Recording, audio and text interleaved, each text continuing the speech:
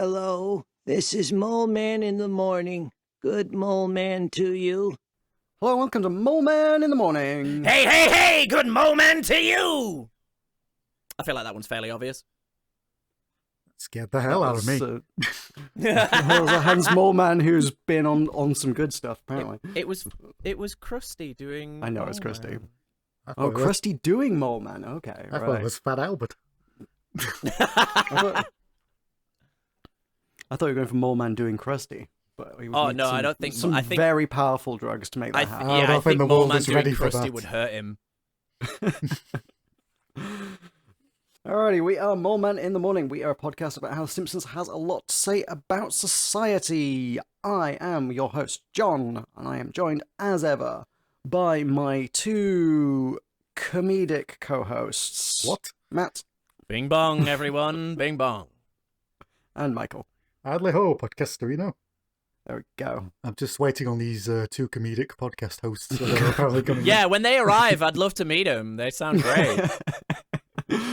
I floundered for that one because I was like, shit, wait, what's the theme of this one? You did the clown thing, so I was like, comedic, Yeah. because the other option for today was my two racist co-hosts. You know, I mean, I'm Yorkshire. It's fair enough. Well, let's give it some time. Stick around, folks. As you may have inferred, we are going to be talking about a spicy episode, but before that, we've got Bart Gets Famous, which is Season 5, Episode 12, and we're then moving on to Episode 13, which will be Homer and Apu, and we'll be talking about... Pretty lazy name. I just realised. Yeah, it really is, yeah. Really staying up all night thinking of these ones lately.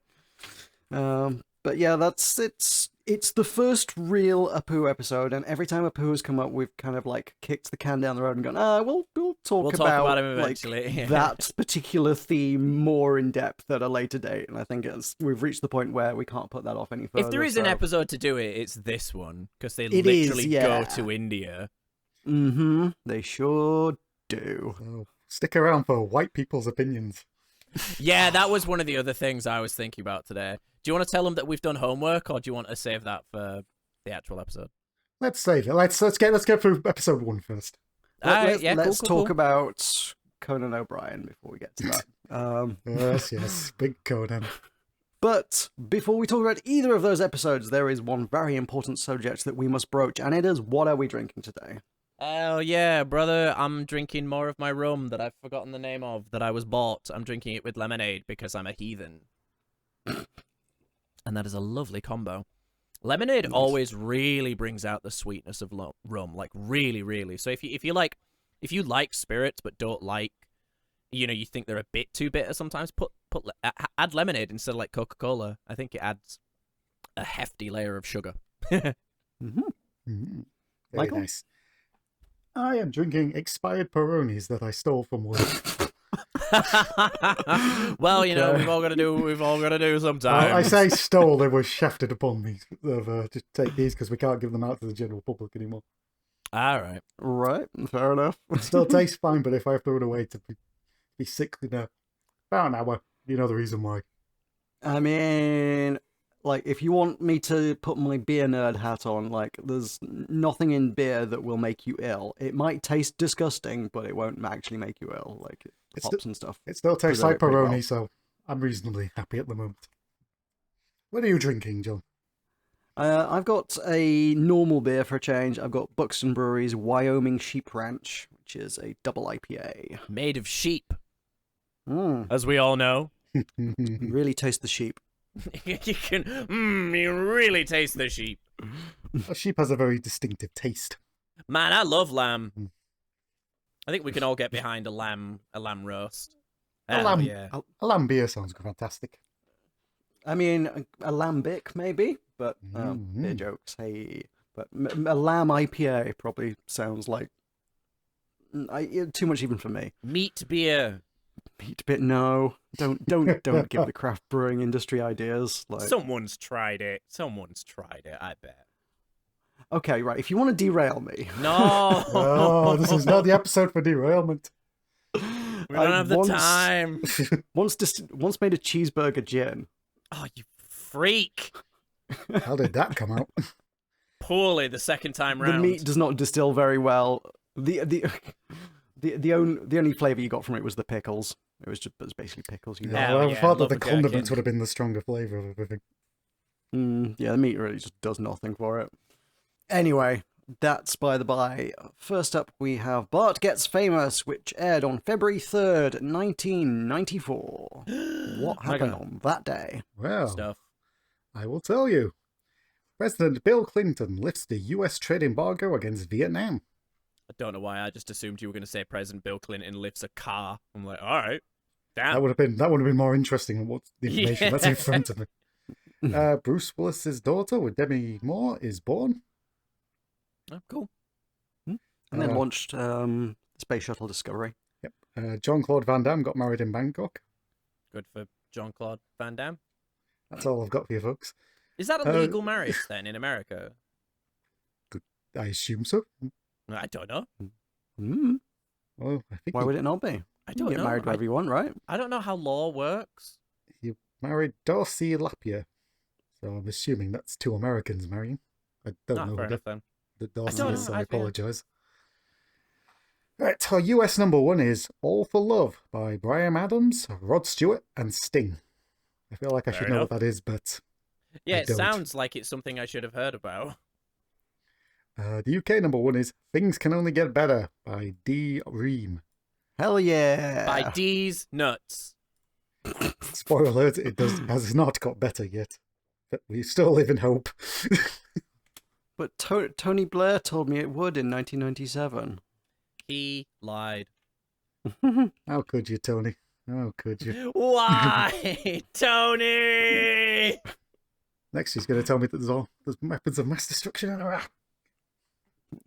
Silly. No one would say something so obviously untrue. Saddam thought otherwise.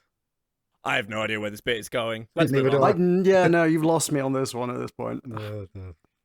Shall we have a chalkboard gag? Let's have a chalkboard gag, shall we? And the chalkboard gag for this episode is My homework was not stolen by a one-armed man. Not even trying, man. Yeah, that just seemed like somebody just threw random words on the... There's Thought just that'll one do. drunk guy in the corner, and they just like hit him with sticks and just go, "Make the funny man." I don't know. I have no idea what the deal is here. I'm not terribly inclined to research, but the link to on Wikipedia, the phrase in the chalkboard gag "one-armed man" is linked to the TV series, in fact, The Fugitive from 1963. So the implication there is that this is a reference to that, but I'm not prepared to like dig into the plot of Are The you Fugitive. saying that the Simpsons writers made an obscure reference in an obscure part of the show that little people pay attention to? That is absurd. That is That so unlike them. link does come with a citation. Apparently, this is noted in The Simpsons: A Complete Guide to Our Favorite Family, first edition, published in 1997. We care too Right, much about the so- Simpsons, guys. So we'll read that in a bonus episode one day. Couch gag, we get the blob morphing again. Yeah, That was take 3, wasn't it? Of the take 1, Yep. take 2. So we're getting our money's worth out of that. It's still funny. The episode begins with a family around the breakfast table, and Homer waxes on about the... Oh, the sorry. pot. There is one thing I realized from watching that chalkboard gag. It dawned on me that Bart gets his hair from Abe Simpson. Because in not the chalkboard gag, sorry, in the couch gag, Homer gets Bart's hair and it makes him look like Abe. And okay. I just realized that Abe and Bart have the same hair. Just obviously Abe has less of it. Yeah. I'm a genius, is what I'm saying. Yeah, okay, yeah. Oh, I see it now. Yeah, I get that. You've noticed the little details. I'm great. We start the episode at the Simpsons breakfast table, and Homer is reading his horoscope and reads it as today will be a day like any other, and Homer just says it keeps getting worse and worse. It's just, his reaction is great when he's just like so heartbroken. My initial note before this immediate next bit is I can already see this episode being annoyingly self-referential. Just to confirm that suspicion, Bart comes coming down the stairs, whistling the Simpson theme song.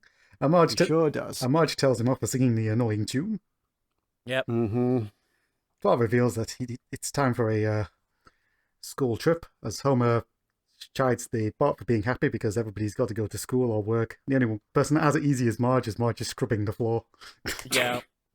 He also there's a weird, like, half fake-ish German line there where he says, "Ja, well, mein Mommandant." Mommandant, yes, instead of commandant. Mm. But they're very obedient little Nazi, I guess. I don't like that. Bart taunts Lisa for a moment that she's not going on a field trip, and Lisa says she'd rather be in class.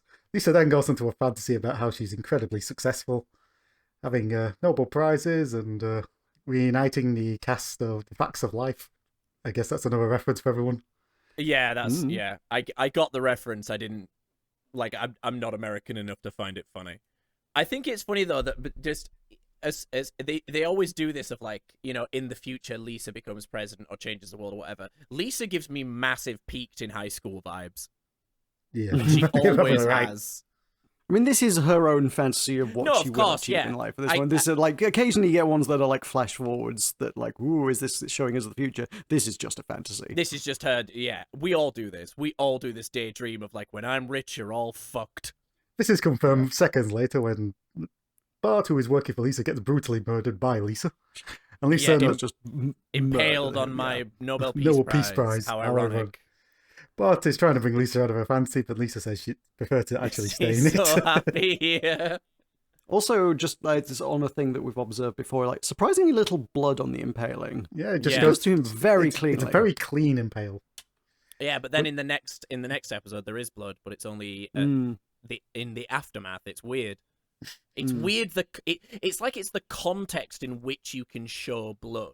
Like blood exists, and thus you can show it, but you cannot show blood erupting from someone's body because that's violence. That's too much. Yeah. Blood I kind of after wonder the if there's just an fact. element of like how much effort the animators could be bothered to put in. I As well. think it's probably more that than anything else. But when we talked about it with Itchy and Scratchy, I think I mentioned like, is there like a quota? You know, like they can only show so much bloody violence. But yeah, I think it is just effort. It's more work than it needs to be for such a small gag. We Yeah, cut to exactly, the school yeah. classroom, and Principal Skinner is announcing where the class are going to go on a field trip. Then holds up a box, and Bopple groans that they're off to the box factory again. The whole class groans, and except Martin, who thinks it's going to be educational. Bart decides to take a page out of Lisa's book and decides he's going to fantasize of going somewhere else. We then go inside Bart's fantasy, and instead of going to the box factory, they're going to the box factory. Yeah. Damn TV for ruining my imagination and my ability to Bart just gives up Never and starts watching television. prelude to Bart having ADHD again. This was I don't know if it was just me, but I feel like they pushed this gag too far, like with him pulling out the little remote control TV and not remote control, the small pocket TV Portable and then television. in portable telly, yeah, and then sitting there for it felt like 3 or 4 seconds laughing, and I'm like, did you need to fill time, guys? Because the gag has already happened, and then I don't know, they just kind of spoiled the gag for me with that last bit. It just kind of went too far. We cut to the bus, and Martin and Skinner are now sticking 56 boxes of bottles of beer on the wall, which really rolls off the tongue. People wondered why I was such a violent teenager. It's because kids like that existed. What, who'd sing songs with the teacher? Yeah, they deserve it. Bart, meanwhile, is looking out the window with Mrs. Krabappel at the places they could have gone, which include the firework testing range, the slide factory. The firework testing range in daytime would suck balls. It would just be noisy. They must have a dark room. A dark room where they can set off fireworks and everyone in the room is just instantly fucking blinded. I mean, Mrs. K here unusually She was infused very by infused. Toy Town Yeah. and the Slide Factory. She was very- like. I mean, I guess they're probably more interested in the Box Factory, but also, come on, she is an adult. Excuse me, I mean, all 3 of us here are sat around talking about a cartoon from the fucking 90s, so I don't think we have much For to say. academic purposes. Oh, Yeah. clearly. We're not doing this for pleasure. I take no pleasure from producing this podcast. I actually do believe you. There is no joy in this. We then see that the bus stops outside the dilapidated box factory, and Skinner and Martin literally run off the bus while everyone else trudges off. And we then cut to the actual box factory tour, and it's very thrilling stuff about talking about how they took out the business loan and the forms they had to fill in. My note here, this accurately depicts manufacturing. It does. Yeah, pretty much. We then cut to the guy telling the kids all the important, exciting things that got stuck into boxes, including candy. Millhouse asks if there is actually any candy, and he says, "Nope, these boxes are here to ship nails." Yeah, these boxes only contain nails. Also, bit of a visual and script-based incongruity. In the script they say that they don't assemble the boxes; they get sent to Michigan to do that. But you see earlier that the boxes get half assembled at least, so that they only half assemble them, then send them to Michigan to get fully assembled. Yeah, it would appear that way. No, Presumably. It's a very inefficient way to ship things. Like, usually these things flat pack for a good also, reason. what do they ship them in? Yeah. That's another $1 million question. They ship the boxes to Michigan, they get assembled in Michigan, then they're shipped back to Springfield, where they can then put the boxes that are unassembled into those assembled boxes to send to Michigan to be assembled. Where they send them to Springfield to put nails. Where they send them to Springfield to then carry the... You see what... Yeah. It's the box racket, baby. Capitalism is the most efficient means of It's just production. two factories jerking each other off, and they're both like, we're so smart. Bart asks if anyone's been mangled by the machinery, and the guy pretty much kills that fantasy very quickly. Then points out the most popular room in the tour, which is just like all the other rooms because he took out whatever the interesting thing that was in the room. Yeah, they don't even tell you what the interesting thing is, so you're sat there thinking, what was the interesting thing? Because there's a plug socket.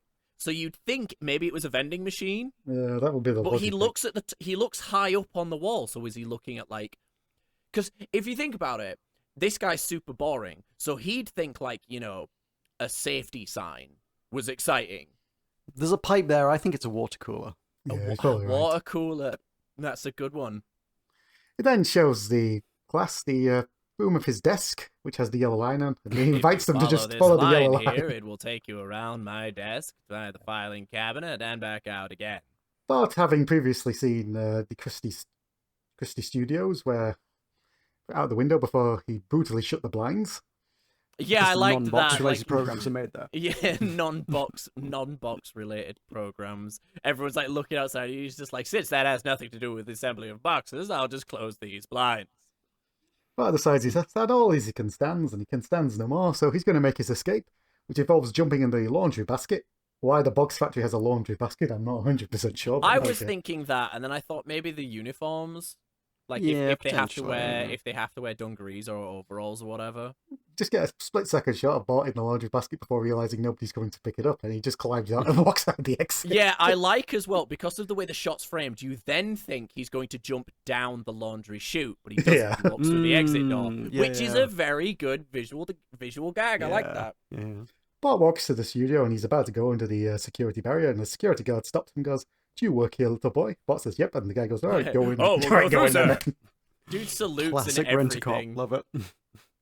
Everyone is looking for Bart in the box factory because he's gone missing, and Skinner does his ultimatum, which is he's going to give Bart to the count of 3 to come out. Then counts to 3, then says, "Well, I've done all I can." Done all I can do. How effective was that on you as a kid? The count to 3 thing. Can't remember. Yeah, I was fucking terrified when my mum started counting. I was immediately like, nah, shit, no, whatever. Nah, it's serious now. She started saying numbers.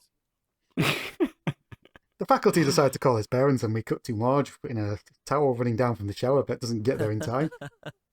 I did wonder where this bit was going. They then decide to call Homer, and Homer is also in a towel running for the... You'll have to speak up. I'm wearing a towel. That reminds me of people that turn down the radio to find a parking spot. Really? Yeah. That's a thing. So, yeah. My mum used to do it all the time. There's also a line I've heard, like, out of context a lot, and also, like, I don't think I got it for a long time. I thought it was just a very silly line. I thought that until someone it was. What's the gag? Someone once explained it to me as, like, normally if you'd washed your hair, you would wrap a towel around your head, and, like, somebody would have to speak up because you're wearing a towel, but Homer has completely misunderstood the meaning of wearing a towel. Yeah, he just thinks that wearing a towel means that he can't speak, that he can't hear is good. That's good. That's clever. We then cut to Bart wandering around the studios, and he comes across Bumblebee Man's show, and we see Bumblebee Man's got a lobster on his arse going, "Aye, aye, aye." Then he breaks character, and we find out the Bumblebee Man is not actually Spanish. He's very British. Very well-spoken British guy. As he Yes, talks I to love his it. also very British director to say that it's very cliched.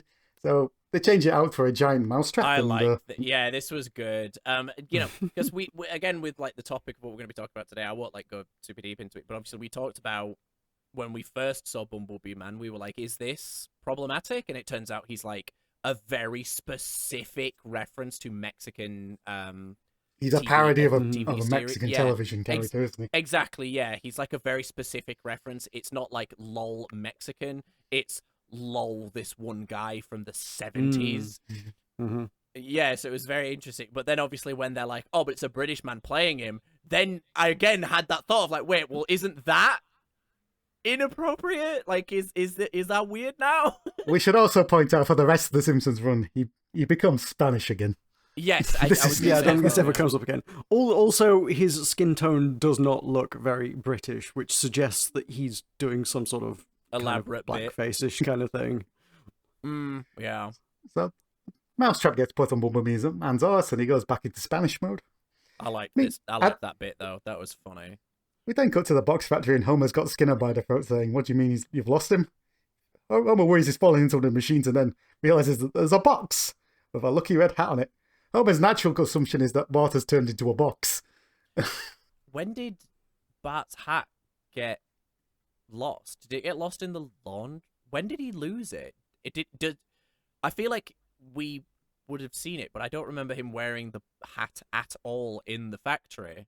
He was wearing the hat at the start of the episode Yeah, but when I he don't was in the remember seeing kitchen, but I don't recall him actually wearing it while he was on the tour. Yeah, I'm going through Frinkiac. He's wearing it at the start of the tour, but by the time they get to the lecture about interesting things that have been put into boxes, I'm guessing it might he's have been a lost it. cut It gag. just disappears. I think it's just like a good bit of like Where visual did his hat storytelling go? that Yeah. like you probably wouldn't notice, but like there is some attention to detail where he has at some point taken off this hat, put it down, lost it somehow. Between one scene and the next, it has disappeared. And hey, this is explained by it showing up later in the Yeah, maybe. factory. Hey, it could just be a coincidence. I like to say I'd err on the side that it's probably a cut gag, but they either just didn't think it was very funny or, cut it for time.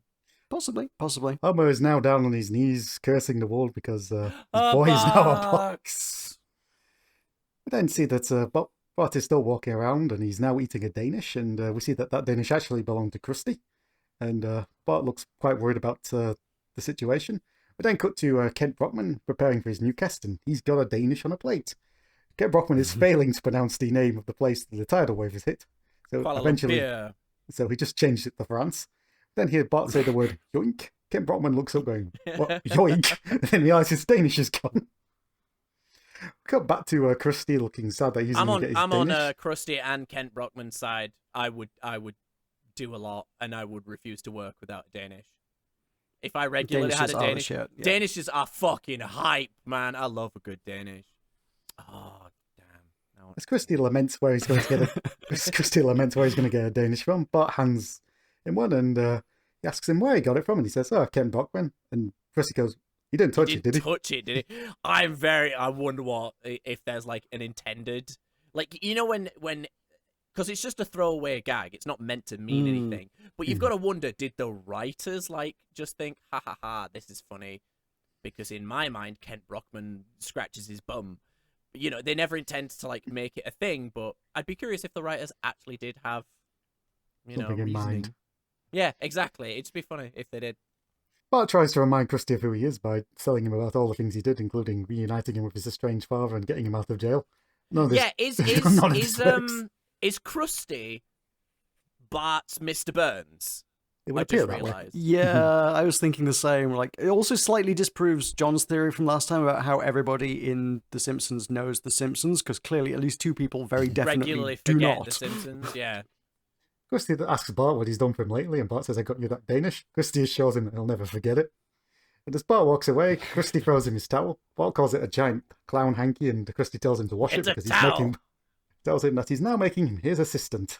I think the towel throwing thing is a reference as It's well. I don't remember. it's a baseball reference. I think it's like Fields of Glory. I think I might be wrong going to a about that. baseball Okay. game while I'm away. Yeah, good stuff. Yes. But then cut to Ken Brockman, and Ken Brockman is sulking at his desk saying he's not going to read the news until he gets his Danish. He dares Go them on, to try and find a replacement. I love the woomph. Bumblebee Man takes his moment and runs in to push Ken Brockman out of He the just way. goes straight into it. It's where he pushes him down immediately. It's like a tidal wave hit Kuala Lumpur. I love it. It's probably my favorite gag of the episode, to be honest. It's very good. So Bumblebee Man delivers these very serious news of the tidal wave killing 120 people, then immediately goes into his Bumblebee Man character and falls off his chair. Also, I'm fairly certain Bumblebee Man is Hank Azaria as well, right? I believe he might be, yes. Probably. Yeah. Just irony. Oh, Hank. We then cut back to the Simpsons living room, and Homer's come home with the box with the hat on, and he's got some horrible bone-chilling news.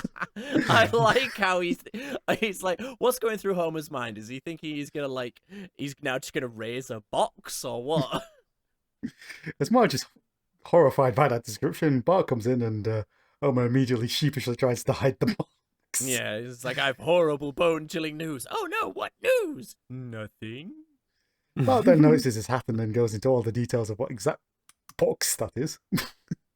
And Marge thinks this Bart wants to go into the box making business, and Bart says that'll be the dream, but he then tells her about his job. This leads to Lisa revealing that she's got a weekend job too, because she helps the poor, and then Homer goes on to a rant about the poor.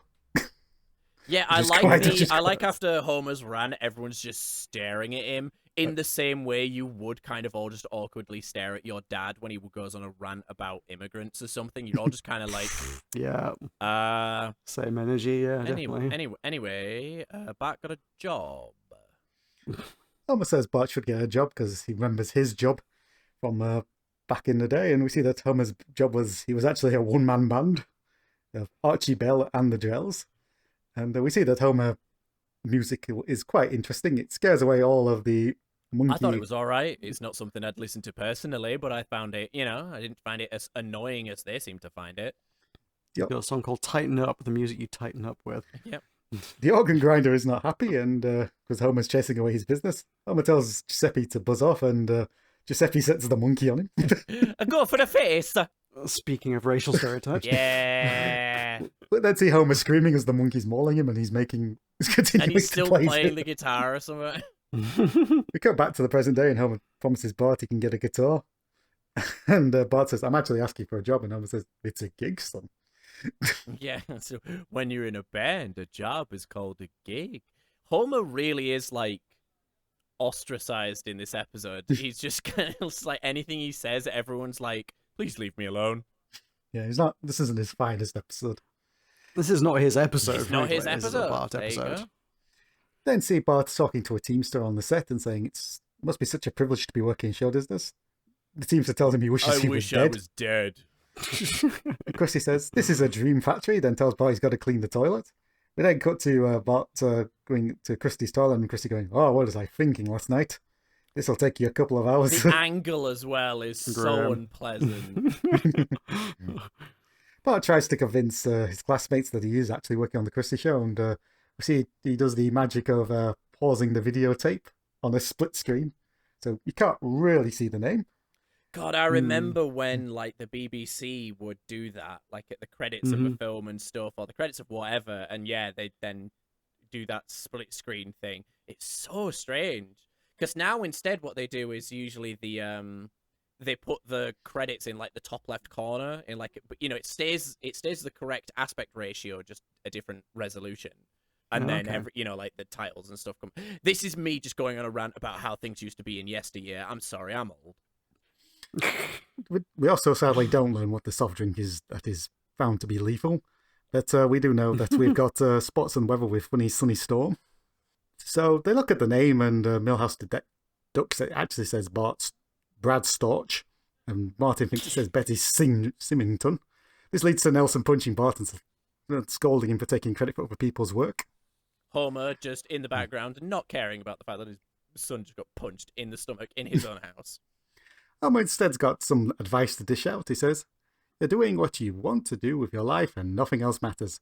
And Bart says that's great advice, and Homer says, well, that's what got me to where I am today. And Bart laments this fact, and Homer has to... Once again, Homer makes $80,000 a year. Yeah, he's not doing that bad. I think he's doing all right. We then cut to the Monstro Mart, and Krusty's supposed to be signing autographs, but he's actually just sitting on a stool smoking, and sends the little girl that asks for his Did you autograph to say the join the line. Monstro Mart? Do you mean the Quickie Mart? Monster Mart. It wasn't the Quickie Mart, it was the Monstro Mart. Was it? Was it? Yeah, it was. It was the Quickie Mart. Fair enough. Oh, it totally was, yeah. Holy No shit. kidding. Wait, so this means there was continuity between the episodes. What? Yes. I didn't even pick up on that detail. Simpsons, Like the next continuity, episode, bullshit. Yeah. No, that doesn't happen. That's really weird, because Yeah, the next that's episode is very like, odd. oh, there's the new Monstro Mart, and like, holy shit, they had a grand opening the previous episode. That's totally true. Yeah, that's kind of wild. What the That is what that really is. We then see that Bart is actually signing the autographs, and the little girl tells And no Krusty. one cares. Like, it's so... Like, I know it's meant to be the joke that, you know, when you get an autograph, it's very rarely the actual celebrity. But, I mean, it's like... It's so strange that everyone's just like, yeah, okay, this boy's signing it. Look, I got my thing signed by Krusty. No, you fucking didn't, though. We then cut to Bart in class looking very haggard, and he gets phoned by Krusty, who needs his fingerprints on a candlestick. Meet In me in the conservatory. Krusty is obviously playing Cluedo. Have any of you actually finished a game of Cluedo? Yeah. Bullshit. Cluedo's decent. Yeah. What? Why? Well, actually, no. I know. Knowing you, I would. We should see if Cluedo is on bloody tabletop for Saturdays. You know what? I've never actually played a game of Cluedo. Not at all. No. It's Damn. fine. It's okay. Yeah, Cluedo's fun. It's better than Monopoly. Lies. Kicked in the balls is better than I Monopoly. love Monopoly. All I know is that Bart would rather be dead than play Cluedo. This is true. He wishes he was dead too. Then see Bart is handing out food to the guest, and Sideshow Mel spits his out because it's got cheese in it, and he's lactose intolerant. Bart apologises, and Mel starts ranting about how sick he's going to be, and then we start seeing him gag, and he goes, "Come to the bathroom door, because I'm going to yell I at you." want to yell at you some more. I did think this was my favourite gag of it. It's Just a the good continuing gag, yeah. yelling through the toilet Yeah, door so- whilst he's being sick. Bart says he's had enough of this, and he's about to leave for the exit, but he's stopped by Krusty, who says he's got to use him in a sketch because Mel's now dead. Bart says Dead? Krusty updates this to actually Or he's sick or something. Tells Bart his only line is to say, "I'm waiting for a bus, then get hit with pies for 5 minutes." And Bart repeats the line, and Krusty I drags think him it's off. funny. We then see that the set is prepared, and we see that Krusty's got a ridiculous moustache on. And Bart starts walking through the set. Excuse me. I think the word you're looking for is elegant. Okay. Bart is saying his line, but he then walks into one of the props, and this causes him to knock down every single prop and the lighting ring all in one. All Bart can do is say, "I didn't do it," as didn't the do it. audience laughs. And Krusty says, "We did okay to get through that," and tells Bart he's never going on stage again because he does not have it. As he's about to finish his point, he opens the door, and we see that Bart's now a sensation due to his line. kid. Krusty immediately grabs hold of him and says he owns all his subsidiary rights. Yeah, he's like, you can't have him. I own him and all these subsidiary rights. I don't think I particularly appreciated whilst watching it and only looking at the Frinkiac transcript now is that like this entire setup to Bart getting famous is like fully 2/3 of the episode before he even gets famous. Man, it'd be wild if it's been a regular thing where the setup has taken way longer than it should. That'd be crazy. Speaking of setup, we then see Krusty setting up the very complicated gag of putting a Ming vase on top of a ladder behind the door, which Bart knocks over, says his line, and everybody loves it. I like that Krusty's shows still have like very old school title cards. We then see we've got some "I didn't do it" dancers now, and it's quite the thing. I don't know why that made me uncomfortable. Probably I don't because know it's why a it chill. made me uncomfortable. Yeah, It's, because it's a children's show and they're just with very scantily sexy clad. dancers. Speaking of our man Apu, he's being robbed, and Snake warns him not to press the alarm, and Apu does press the alarm and then says, "I didn't do it." I didn't do it. And of course, they all burst into laughter. At the same time, Mayor Quimby gets caught in bed with another woman, and he also uses the "I didn't do it" defense, and everybody's Is very happy. Quimby always in shot with his sash? I've just kind of so probably. no, actually, because I remember there is one when Marge. Oh, what's it called now? The fucking Selma and Louise episode when Marge is in the club and Mayor Quimby's naked. His sash isn't present. Oh yeah. So yeah, I don't think he is. But it just feels like it seems to be a regular occurrence that he's always within like a few feet of his sash. We then cut to a burning building, which apparently was caused the third time this month because somebody's smoking in bed. We then cut to Patty and Selma smoking, I going, didn't "We," do it. and everyone laughs, including the man who was I like how he still says "help me." mid-laugh. While he's Like, laughing. ha ha ha, ha, help me, ha ha ha. Also nitpicky, but the fireman says the building has burned down 3 times this month. Yeah, then it wouldn't be the same building. It's quite the contracting job going on. Yeah, that's impressive. Well, actually, that's also part of the box shipping the box scam. racket. Is they use the funds to make low quality buildings out of those boxes that then are also fire hazards, which keeps the firemen in business. See what I mean? Springfield's just a massive racket. Ever since Burns built that casino, it's really gone downtown. We go to the breakfast table and everyone is reading the I Didn't Do It, the Bart Simpson story, and Lisa points out the book isn't actually about it. It's actually about Ross Perot, and the last 2 chapters are from the Oliver North trial. How many celebrity bibliographies, autobiographies or biographies have you read? 0. I've read 2. Read a couple. I think I started reading the Douglas Adams biography, but also just did not get very far. It's like biographies are just really dry, or at least my impression of it from that one biography. Bryan that I read Cranston's was is really good. I loved reading Bryan Cranston's. Fully recommend it. I think we've got to read the Oliver North one because Homer says he just poured himself into that uniform. Is that Homer saying that he's sexy? I think so, yes. I don't know who Oliver North is. Oliver North is a very infamous figure in US politics, in that he sold missiles to Iran pretty blatantly and illegally, and he got away with it because he destroyed all the evidence. Oh, so like the Conservatives in England. Very much. Nice. Oh, and he's the president of the National Rifle Association. Aren't we all? And he was the host of Fox News for a very long time. Wait, seriously? Right. What didn't Oliver North do? Does he have a brand of fucking cereal? There is an American Dad song entirely dedicated to the Oliver North trial that explains him quite thoroughly. Yeah, no, he's got quite the Wikipedia article. Huh. I don't think we've got time to go into Oliver North. Also, the secretary that destroyed the shutter is apparently quite attractive. Fair enough. That's a fair. Mm-hmm.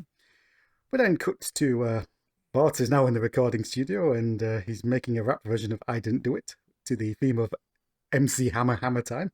That's what it was. Jesus Christ. My brain just would not let me remember what song it was. Yeah, which I think the Wikipedia may correctly or perhaps infers. I don't know. Someone somewhere suggested that song was specifically chosen because it itself was derivative because it's sort of using Super Freak. Yeah. Which, to be fair, I didn't realize Super Freak came first, and I never really bothered to look into it. But I didn't realize MC Hammer's "You Can't Touch This" wasn't incredibly original in the first place. We give you credit because we know that you've never heard of music or fun, so it's understandable that you wouldn't. I think my favorite thing about this is it's volume 3, so I like that. Volume 3 is what was the first 2? I think it's. I think it might be an in-joke that it's the 3rd iteration of this song. Ah, that would be very clever if that was true. We also see that Krusty has now organised the "See I Didn't Do It" boy thing, where Bart is just in a tent. And we see that Abe is in the line, and he blames the Democrats that he has to pay to see his grandson. Yeah, I liked the shot of Bart in the tent, like the silhouette. That gave me very, Kubrick vibes. I don't know why. Krusty also reveals there's a chat line called Bart Chat, and we see a girl call in, and it's clearly Barney. It's always Barney, man. If they ever need anyone that is doing a sad little job, it's always Barney. No one person in this town works harder than Barney Gumble. It's a pity he gets the line wrong, and I didn't do nothing. I didn't do nothing. Isn't it? I didn't do it. Yeah, whatever. And he burps. Oh, good fun. She's also got a Corey poster on the wall in the background. I was thinking that. All we needed now was a copy of non-threatening boys. Yeah, that's the one. Yep. We cut to Bart, and he's now being stared at by everybody in the class, including Mrs. Krabappel. Oh. And Bart say the line bit. Yeah. Bart says, "Shouldn't we be learning something?" Bart says, "Say the line, Bart." I did not know that's where this episode came from, but I feel like I've said that about 12 times this series. Bart finally says, "I didn't do it," and everyone cheers. Yeah, this is one of those bits that's very much taken a life of its own. Absolutely. Outside of the episode, it's memed to death. Yeah. Homer is trying to get Lisa to say something funny, and woos a wazzle. Remember that one for later. And yes. And Lisa says she doesn't want to become famous for some obnoxious fad, which depresses the hell out of Bart. Yeah, did you notice that then Lisa looks guilty? She was clearly intending to be not gossipy, but like talking behind his back. But then when she realized that Bart had actually heard what she said, they did actually animate her looking guilty, which I thought was very interesting. She normally sticks by what she says, but that's the thing is Lisa as a character does tend to be like kind of bitchy behind people's back. She rarely confronts people that aren't Bart. So, I don't know. It's just interesting. This isn't me being on a like fuck Lisa rant. I just thought it was genuinely interesting character work and animation. Homer tries to reassure Bart that they used to say the same thing about Urkel, then he remembers how much he dislikes Urkel and promises he wants to beat up that kid. Yeah, people really dislike Urkel, man. I mean, yeah, obvious choice for this episode being a character that's like famous for a catchphrase, right? Did I do that? Actually, it's perfect because did I do that? I didn't do it. Kind of genius. Yeah. Get yourself some copyright loyalties there, Urkel. You've been screwed. Poor Urkel. Then cut to Bart looking through many books because he's trying to get some intelligent stuff to say while he's on the Conan O'Brien show. Hey, in reference there, and Homer says, don't forget to say the line, and Bart says, there's more to him. And says, make sure you watch the Conan O'Brien show. You'll see. I liked Homer's next line of like after Leno, I'm all laughed out. After Leno, I'm all laughed out. I don't know why.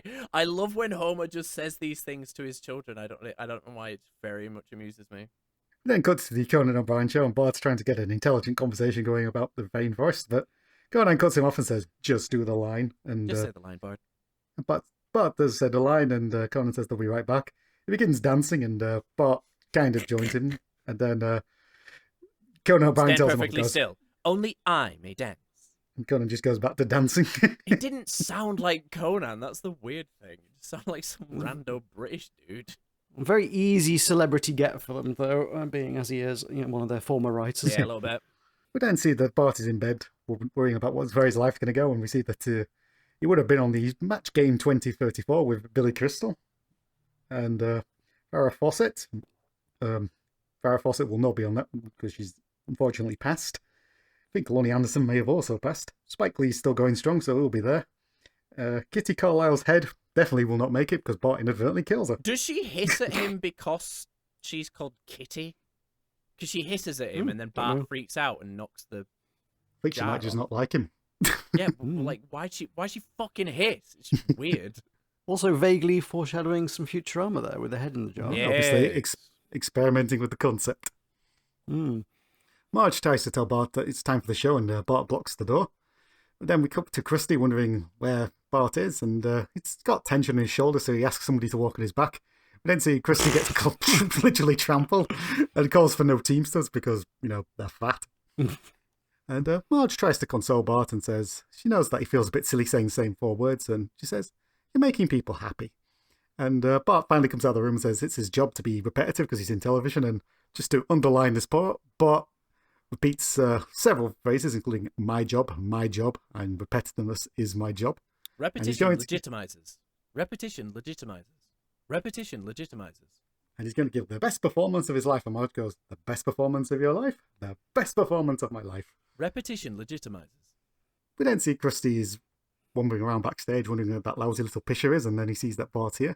Bart, yeah, they really lean into the fact that Krusty's Jewish after that episode. Every night they're just like, we're not going to make Krusty a Jewish stereotype. We will regularly have him say Jewish things. Yiddish. Like Yiddish, yeah, sorry. Yeah. Like he just says Yiddish. Liberal sprinkling of Yiddish expressions in things, yeah. We then see Krusty give Bart his introduction, which is, now here's the thing that you've been salivating like dogs to see. Very specific. It's what I say just before I take my clothes off. Bart goes out and says the line and gets a few light chuckles. He then repeats it and no one laughs this time. And Bart goes with woozle wazzle. Woozle wazzle? And everybody wonders what the hell he's talking about and immediately leaves. Bart walks off the stage and asks Krusty what happened, and Krusty says, he just finished. He then leads Bart to the exit and says, one day you're on top of the world and the next day you're a schmuck in the box factory. The guy from the box factory tour earlier shouts out the window. Bart points out that show business is cruel, and Krusty slams the door in his face just to reinforce the point. Yep. We then see Bart go on a sad walk through Springfield, and he overhears the radio show announcers, mocking him and saying, "Oh, that bit got old fast, and you've got to stay fresh." People just leaving their car radios and windows open in Springfield.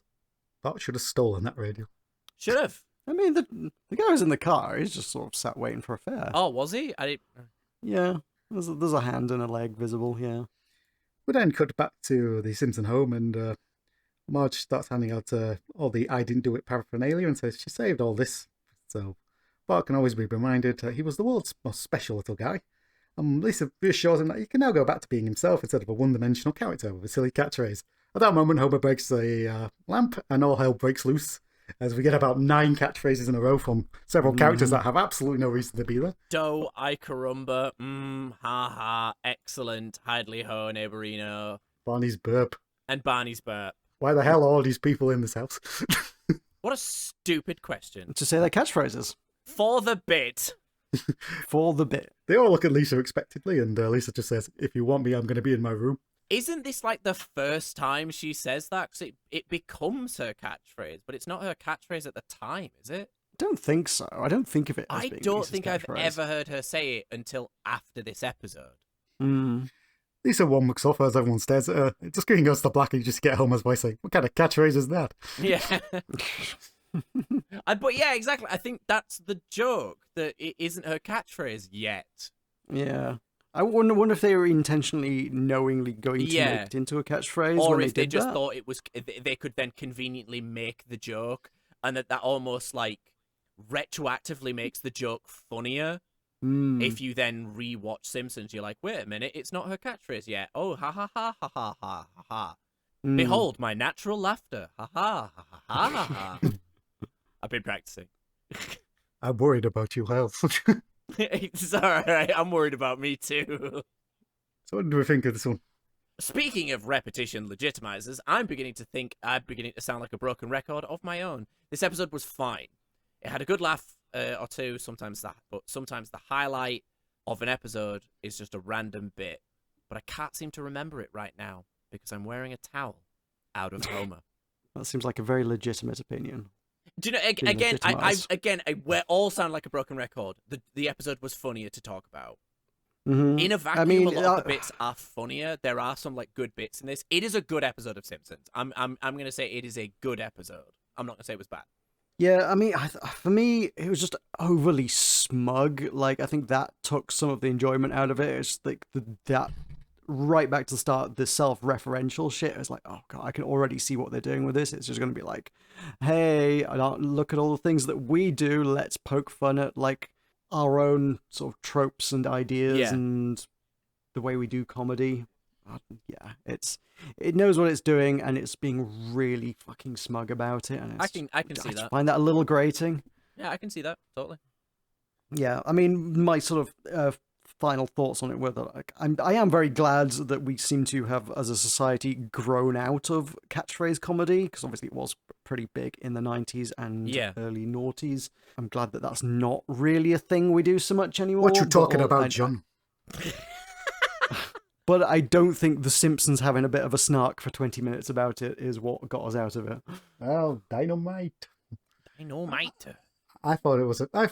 I love okay, it when a plan comes together. Yeah, it's a lot better than I remember. Yeah, it's a fun episode. It's fine.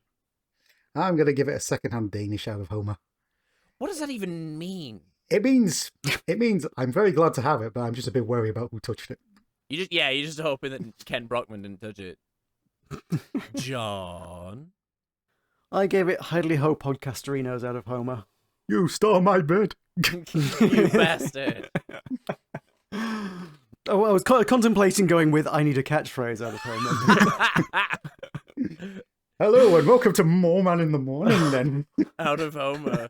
In terms of like society and stuff, I think this had like plenty of obvious jokes about how we as a society latch onto a lot of things and kind of forget about them later. One-hit wonders continue to be a thing, which always kind of baffles me. It kind of explains the fleetingness of fads. Yeah, how quickly they can die out. It's a fairly obvious what is this trying to say. But I will say as well, the guys that did the theme tune to Friends actually did some good songs, which is weird. So it's weird to me that they became a one-hit wonder. Their music is actually really good. I think that's the problem sometimes when you have one really good song. That's the one everybody wants to hear. Nothing else compares. and they won't give anything else a chance. Yeah, no, that's totally fair. I am surprised that the writers didn't take the chance to make any jabs at all the people that said Simpsons would be like a fad and wouldn't last, considering it had like plenty of doubters. I'm surprised they didn't even make at least one joke. I mean, they might have made a really, really like fucking vague joke that I just didn't notice, but that it is something I'm surprised they didn't do. Yeah. Right, folks. Switch off if you don't want to be triggered. Ooh. Oh, are you ready for some edgy comedy? Let's get ready to Apocalypse snowflakes. rumble. What's the next episode? We are into Homer and Apu, which aired on February 10th, 1994. So let's just get what happened on this day out of the way quickly before we go into do the that. episode material. There isn't a great lot to go into. The 41st Berlin International Film Festival took place, and In the Name of the Father won the Golden Bear. That is legitimately I'm all not familiar with the film festival or the award. I've never heard of a golden bear in my life. Well, if Michael went to a club and painted himself gold, you'd see one. Hey. How dare you bring my private life into this? That was a compliment. I know, but Calling you I a don't- very handsome gay man. Very hairy gay man, apparently. how dare you? I have That's what a bear is. It's a hairy gay man. Yeah, it's a big hairy gay man. Big hairy gay man, yeah. Oh, I'm not getting enough tips. I thought you said to not getting enough tits. Well, bad too, depending on a certain perspective. Anyway, Simpsons. The US Fucking number one hell. is The US number one is The Power of Love by Celine Dion. UK number one, Things Can Only Get Better, is still rocking the number one spot. The theme of the 90s. Yeah. Alright, how do you want to play this? So, Homer and Apu is obviously a jumping off point for an interesting bit of discourse around, is Apu offensive as a character? So, as a little bit of background reading on this, something we'll probably get into a bit more at the end of it, but I'll give the context up front, I suppose. There is I a would say to like the document- listeners, if you just want to hear us talk about the episode like we normally would, that's totally fine. But like John said, we'll probably get into the nitty gritty of it after the episode and have a talk about it there.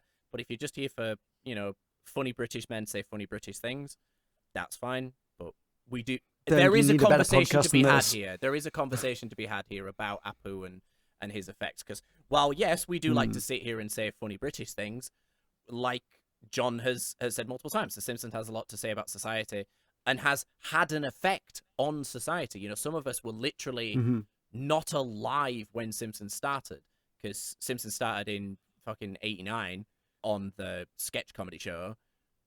I wasn't born till 93, so Simpsons has always existed while I've grown up, and it has affected the world around us.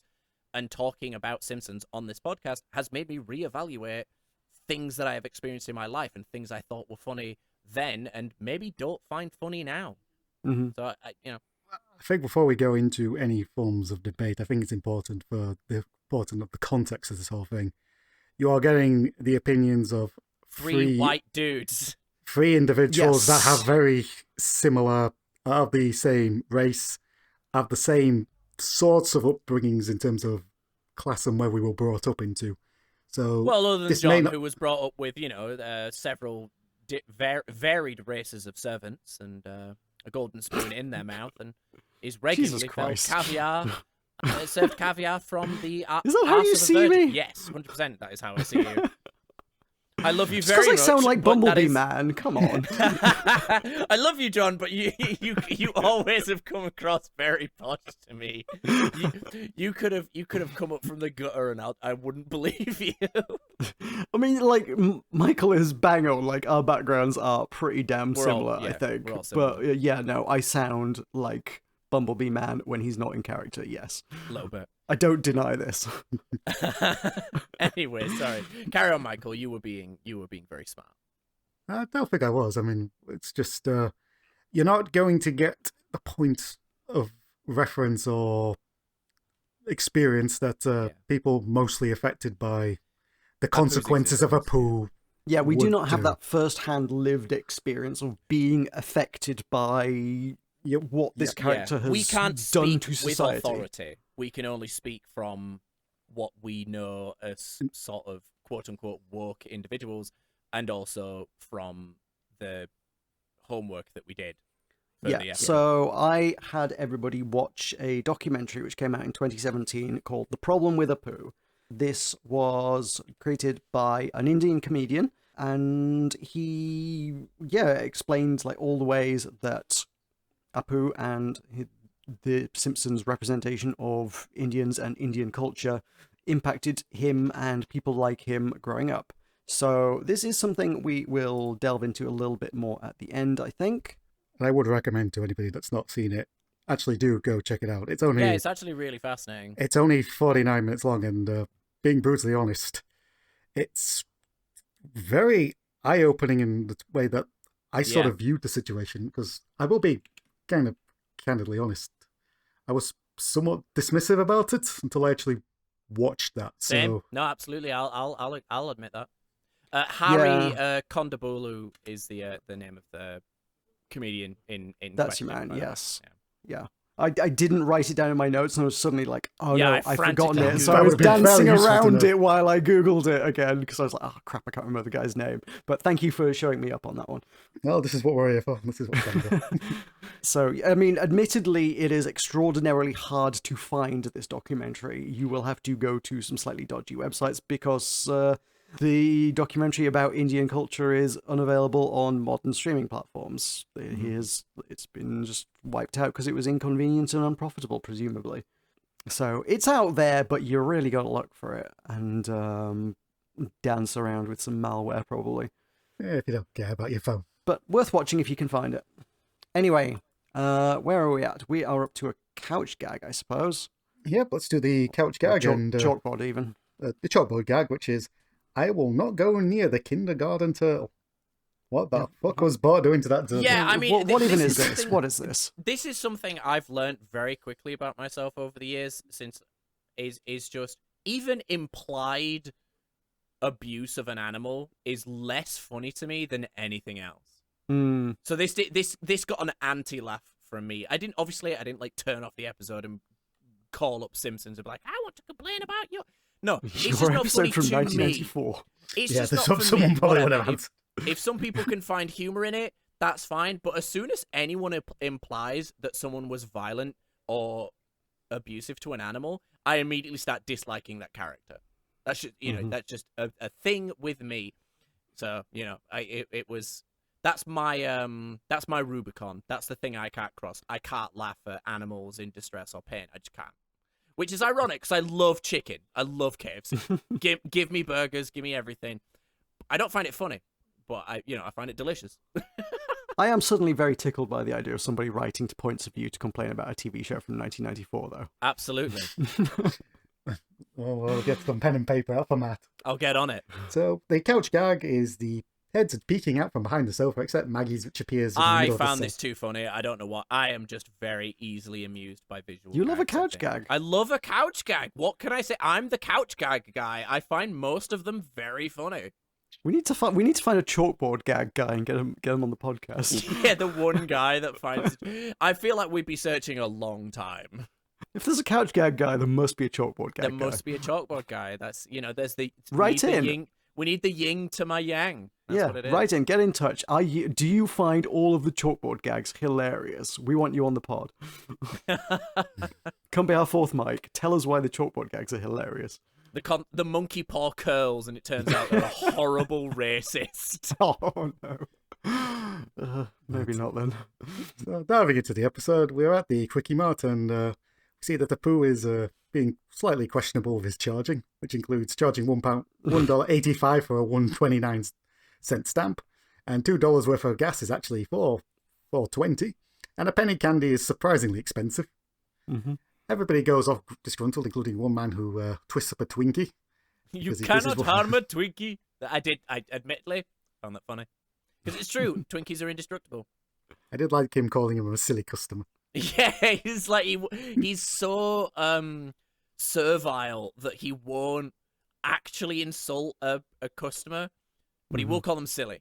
I don't think I've ever had a Twinkie. I can't recall having one. I think I've had one when they very briefly sold them in England. I believe they're just cake with cream, aren't they? Yeah, they are so astronomically fine that it is almost irritating how much people like them.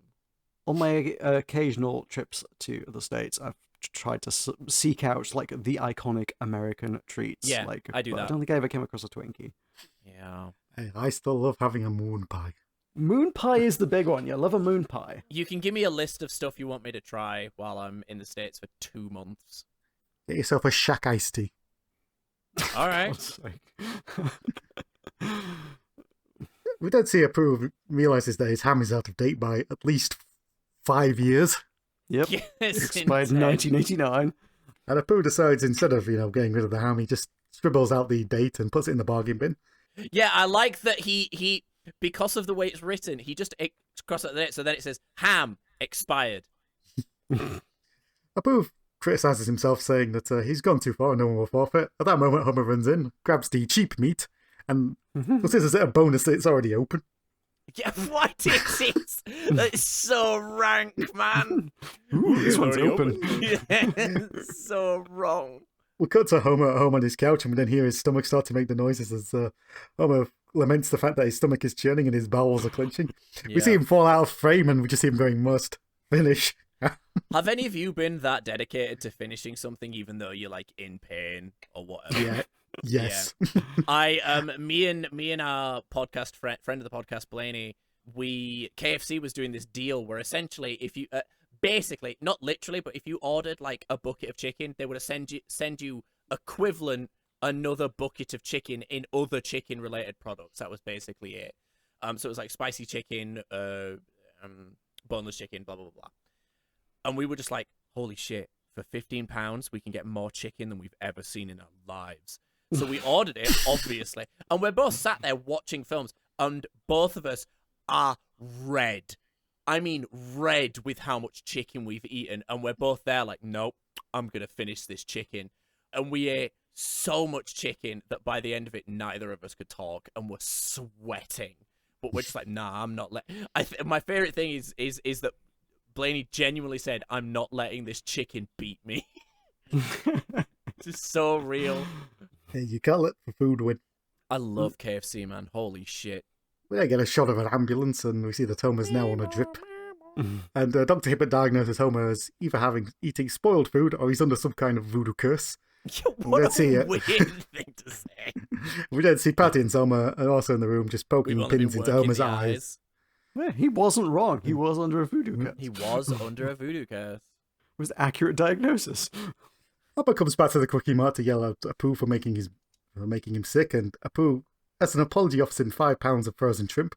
Homer points out it's not actually frozen and it smells funny, so Apu gives him another £5 of it, and Homer is excited, and we immediately cut back to the same shot of him. I've got to be honest, guys. I've got to be honest. Judge me all you want. That would win me over. Holy shit, do I love shrimp.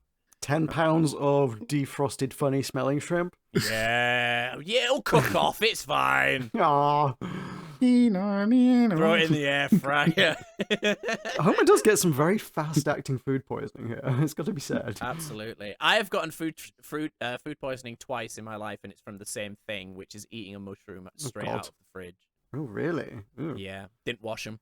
Supposed to wash Okay. them. So we got fresh mushrooms, so they had dirt on them, and I was just like, I love mushrooms, so I just ate a mushroom. I just ate like a handful of mushrooms. I got food poisoning. I had it once, as best I can ascertain from a Toby Carvery, and That's yeah, not Toby a good Carvery's time. fucking foul, man. I do not like buffets. Period. I do not like buffets. I got it from a takeaway pizza place. They're called Abracababra. Nice. That sounds like course it somewhere was. you would. That sounds like a place that sells food poisoning. Yeah, that's entirely on me, to be fair. Yeah, that's on you, but I mean, it's fair. Friend of the pod, Al, told me he got food poisoning from trunk sushi once. Yeah, I imagine sushi is right. Yeah, so- but, and Seems like again, that's that's a on risk him. one, yeah. That's on him. It's just like no one can blame the guy selling sushi from his trunk. That's on the guy buying it. Was it £10 of shrimp there by any was chance? from. Oh, okay. When you said trunk sushi, like I mean, like I didn't quite like appreciate that you meant it was from the trunk of a car. I was just like, Yeah. what, is that the name of a brand or like a restaurant or something? Yeah. No. Oh, it's okay. all No, from the back just of a car. some guy on the street. Hey, kid, want to buy some sushi? I think he was traveling. I've got £5 of shrimp here. Anyway, Simpsons. I'm so sorry. We cut to Homer lying on his couch while he's watching Kent Brockman's Bite Back. This bit got old real fast, guys. I think we can all agree on that. This was the point at which I realized that this episode didn't have enough material to fill the runtime.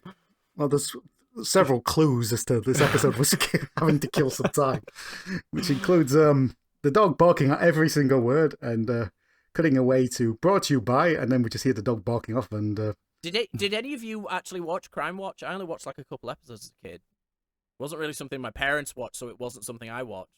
I don't remember many specific details of it. I remember watching it. And I So do you did remember watch when. it? Yeah, I do remember Jill Danville's murder just because how Yeah. big that was when that happened. This has nothing to do with Simpsons. I'm just asking. Carry on. We then see that Ken Brockman is doing his intro and says that the update on last week's nursing home expos of geezers and freezers was the wrong footage. And we've been told to apologise for using the term geezer. And now, up next, the case of the cantankerous old geezer. It'd have been great if they then showed a picture of Abe Simpson. I thought that's where this is going. Yeah, exactly. Instead, Homer's stomach starts to make noises, and Homer wonders why he can't get any justice. Ken Brockman says, if you've got a consumer complaint, just call this number, and Homer declares it's boring. And Lisa suggests that he could blow the whistle on the Quickie Mart, and the dog starts barking again, and Lisa, be quiet, the dog's barking. Which is just a weird sentence. We then cut, and Homer's in the Channel 6 studios, and Ken Brockman wants him to go undercover, and Homer... Why was this so weirdly lit? Like, it gave backroom casting couch vibes. It's very strange.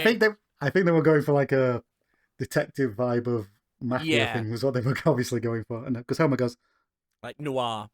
It is a reference. I think Simpsons Archive suggests this particular line, and I guess the scene probably is JFK. Okay. I don't know. Haven't seen it. Not familiar, but So, John, it's this thing called a movie, right? Okay, so you know, like you've seen the episodes of Simpsons, okay? Imagine one that's really, really long, but with real people in it. no, can't imagine it.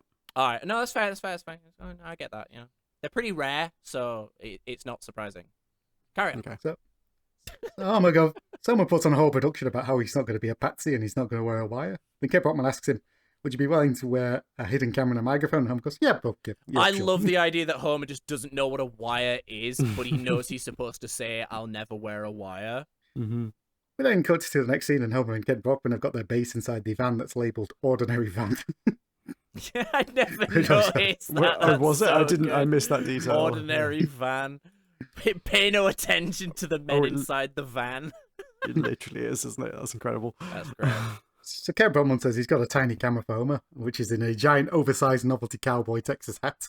And Ken Brockman tells him to go get the footage and to be out in 10 minutes or he'll suffer permanent neck damage. And we cut to the horribly twisted man with the neck, which obviously wore the hat for Yeah, more he's than 10 like, minutes. yeah, don't wear it for 10 minutes. And he's like, he's not kidding, or whatever he says. Is he employed by the news team, or is he just there as a cautionary tale? I think they just hire him as a cautionary tale. They call him Cautionary Ted. We then see Homer slowly walking to the Quickie Mart and we get to see Apu blatantly looking at the hat. The stare through the door as he's Pay no waddling attention in. pay no attention to me, Apu. Just continue your day, or whatever he says. Apu points out the hat is making a buzzing noise, that there may be a bee in there. Homer panics and stomps the hat So out. fucking stupid. And Homer runs back into the house, and Ken Brockman points out the hat has been in the station for 20 years and it had one day left till retirement. Fair enough. So the hat's on the floor, but still recording somehow, apparently. Yep, and we then see that Apu loading up his hot dogs. He drops one and goes, "Oh, it's encrusted in filth, but I'm going to sell it anyway. But this is between you and me, Mr. Hat." Yeah, it's so strange. Why is he talking to the hat, man? Because it's there. Yeah, Brockman is excited because they finally got him and turns around to tell Homer, and Homer's gone. We then see he's actually buying ordering the that hot dog. We then see that the buyback is now on the television, and then we see that Apu is being interviewed, and Apu is not doing well. He's sweating like hell, going, "Will you stop selling spoiled meat?" And Apu goes, "No, I mean, yes, I mean, That's a brutal interview question. It's very much in the same genre as when did you stop beating your wife? yeah." Yeah. Apu thinks he came out of that looking very well as the kids run away from him. You monster. Then we see that the Quickie Mart HQ comes in, and he informs Apu that he has disgraced the Quickie Mart, and Apu points out he was just following standard procedure. And the inspector goes, "But it's also standard procedure to blame any problems on a scapegoat or a sacrificial lamb." And Apu asks what happens if you can obtain these animals. Yeah, that was probably one of the main jokes for me in this episode that I thought that's a bit. Yeah, they were trying to do something cultural with that, and I it didn't think that doesn't feel great. And that was funny. I thought it was a bit awkward. So the inspector rips Apu's name tag off. He rips off his patch that tells everyone about fried pickles. He tells Apu to hand his pricing guns, and Apu's got these in like gun holsters. One by his ankle. And Apu declares that he doesn't want to live anymore, and he tries to eat one of the hot dogs, and the inspector wants to wrestle it out of his hands. Suicide by wiener. I love watching two men fight over a wiener. We then cut to Apu looking sadly over a bridge, and Apu thinks that the babbling brook sounds like it's mocking him. Turns out it's not. It's two bums tickling Who each other needs with money feathers. when we've got feathers? Apu then walks past a window, which is doing a laughing Now on monkey sale, laughing monkeys. The monkeys all begin to laugh at him, and Apu walks back, and it begins to rain on him, and Apu realizes this is all Homer's fault. He then looks and sees that Homer is in his house watching TV, and Homer is watching an evening at the Improv where a black comedian is doing a routine about how people drive cars. Yeah. Doing some racial humour, sure. Okay. And Homer finds it side-clicking tongue because white people are lame. I thought it was pretty accurate, though. Is this true? White people drive with their booties wiggling around like that, do they? Well, it's about my mum drives. Apu decides it's time to sell the score and knocks on the door. Homer answers it, and Apu is just looking at him dead-eyed, his arms outstretched, and Homer begins to panic, and we see that he screams. We then have a blackout, and then we come back, and Homer is scared that he did not know there was film in that camera, and cries that he was unaware. Apu then points out that this is the typical apology pose of his village, and then Apu then realizes that this pose might be slightly confusing, and many have died needlessly because of it. Yeah, I thought that was very. Is it that then they do start strangling them, or that they then kill the people that look like they're about to strangle them? I mean, I think this is solely set up for the bit outside the Quickie mod later. That's fair. Apu says he's here to make amends because he was mad at Homer, but realizes it was his fault, and he's here to sell Homer the concept of karmic realignment. I love Homer's response. Homer says, "You can't sell that because karma can only be portioned out by the cosmos." He slams the door and... I will never not be entertained by Homer saying randomly intelligent shit. It is the funniest part of Simpsons most of the time. Homer slams the door in his face, and Apu can only meekly say, "Well, he's got me there." Yeah, because he's just it's true. It can It's true. only be doled out by the cosmos. You're just like, damn, Homer. We then see that Apu is now raking leaves, and Homer comes down annoyed because that's Marge's job, and he's worried that he's going to start doing Lisa's wood chopping. How often does Homer need someone to cut wood? How often does that need to happen? He needs firewood. All right, fair enough. Do they have a fire? Yes, I don't recall they ever do. seeing a fire. Do they? They do in the Okay. piano room that is simultaneously there and not there in the Simpsons house. Okay. Because as far as I'm aware, you go through the front door and then you turn left into the piano room and fireplace room. And then next to that is where the couch and TV are. Unless it decides for the sake of the episode that needs to then be next to... that the front door needs to be next to the couch and TV room. So it varies. Someone somewhere on the Simpsons wiki, I assume, has done a floor plan of the Simpsons house. Is Surely. the Simpsons house an SCP? Is what we're... is it an anomaly? Quite possibly. Do we need to call the Federal Bureau of Control? Shout out if you know that reference. I do not. I can make esoteric references as well. Lick my balls, viewers. We then cut, and Apu is now making the family dinner, and Marge declares it's quite exotic, and Lisa is finding it too spicy because she can now see through time. See through time! Homer says they shouldn't be afraid to try new things, because tonight, for the first time, he's using whatever this white thing is, and Apu confirms it's a napkin, and Homer declares that this is outrageous. Yeah. I love Homer, like, whenever Homer does, like, posh man voice. It's so good. Can Okay. just to derail, I found the article for 742 Evergreen Terrace, which lists no less than 20 rooms in Simpsons house. So, because I'm reading a transcript of this includes a scene that we should probably be thank our lucky stars was not included in the episode, because it's included in an episode much later. John will probably remember what it is. Let's just say lovely Johnny. Right? Sorry, you lost me on this. I was looking at the 20 rooms.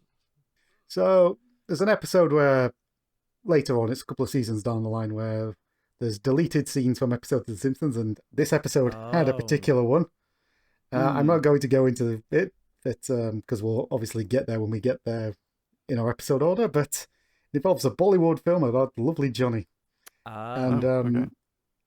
Well, we'll be having some more racial discussions after we watch that. But back to the episode itself, and we see that Barney is going for another job as manager of the Quickie Mart, and Barney gives quite a good interview, actually, because he says he likes people and he wants a place where he'll be out of the sun. He burps, Yeah, but why does he want to be out of the sun? That's so specific. That is unclear. Barney burps, and the inspector says he's head and shoulders above everybody else, but there's one more applicant, and it's James Woods. So this is the actual James. I had to, like, Google. It was like, is this the actual James Wood? Because he kind of sounds like, oh, fuck, what's he called? I need more cowbell. Christopher Walken. He sounds like Christopher Walken a little bit, and I was like, this is weird. So this is the actual James Wood, and yeah, it actually is. He gets a hell of a role in this. Like, he shows up a bunch. And he goes ham on it. I love when, like, proper actors come on The Simpsons and act their fucking heart out. Willem Dafoe does it in his later episode, and it's great. Worth noting, they originally wanted Michael Caine for this role. All right, well, I think that would have been a get. Yeah, I think that was going to be a struggle no matter what. And at some point, not necessarily for that role, but they wanted David Bowie for the guest in this episode at one point. I would have loved to see David Bowie working at the Quickie Mart, man. That'd have been fucking hilarious. I don't think it would have been that role, but they wanted. Listen him as a here, guest. you little bastard! You better buy these fucking hot dogs, or I'm gonna fucking slam your head in the door. He was probably. That was my I think he was probably lined up for head of the Quickie Mart, wasn't he?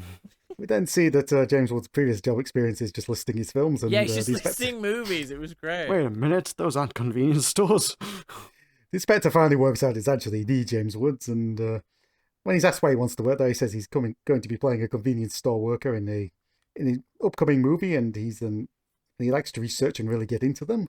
He also reveals that he worked in a law firm, and also said that he had a cameo where he went back in time to the 20s and then stops himself before he says too much more, and he gets hired. So James Wood does time travel, apparently. Well, yeah, obviously. But then cut and Homer's having a shower. You can't fault Simpsons for reporting on real events. Duh. Oh, yeah.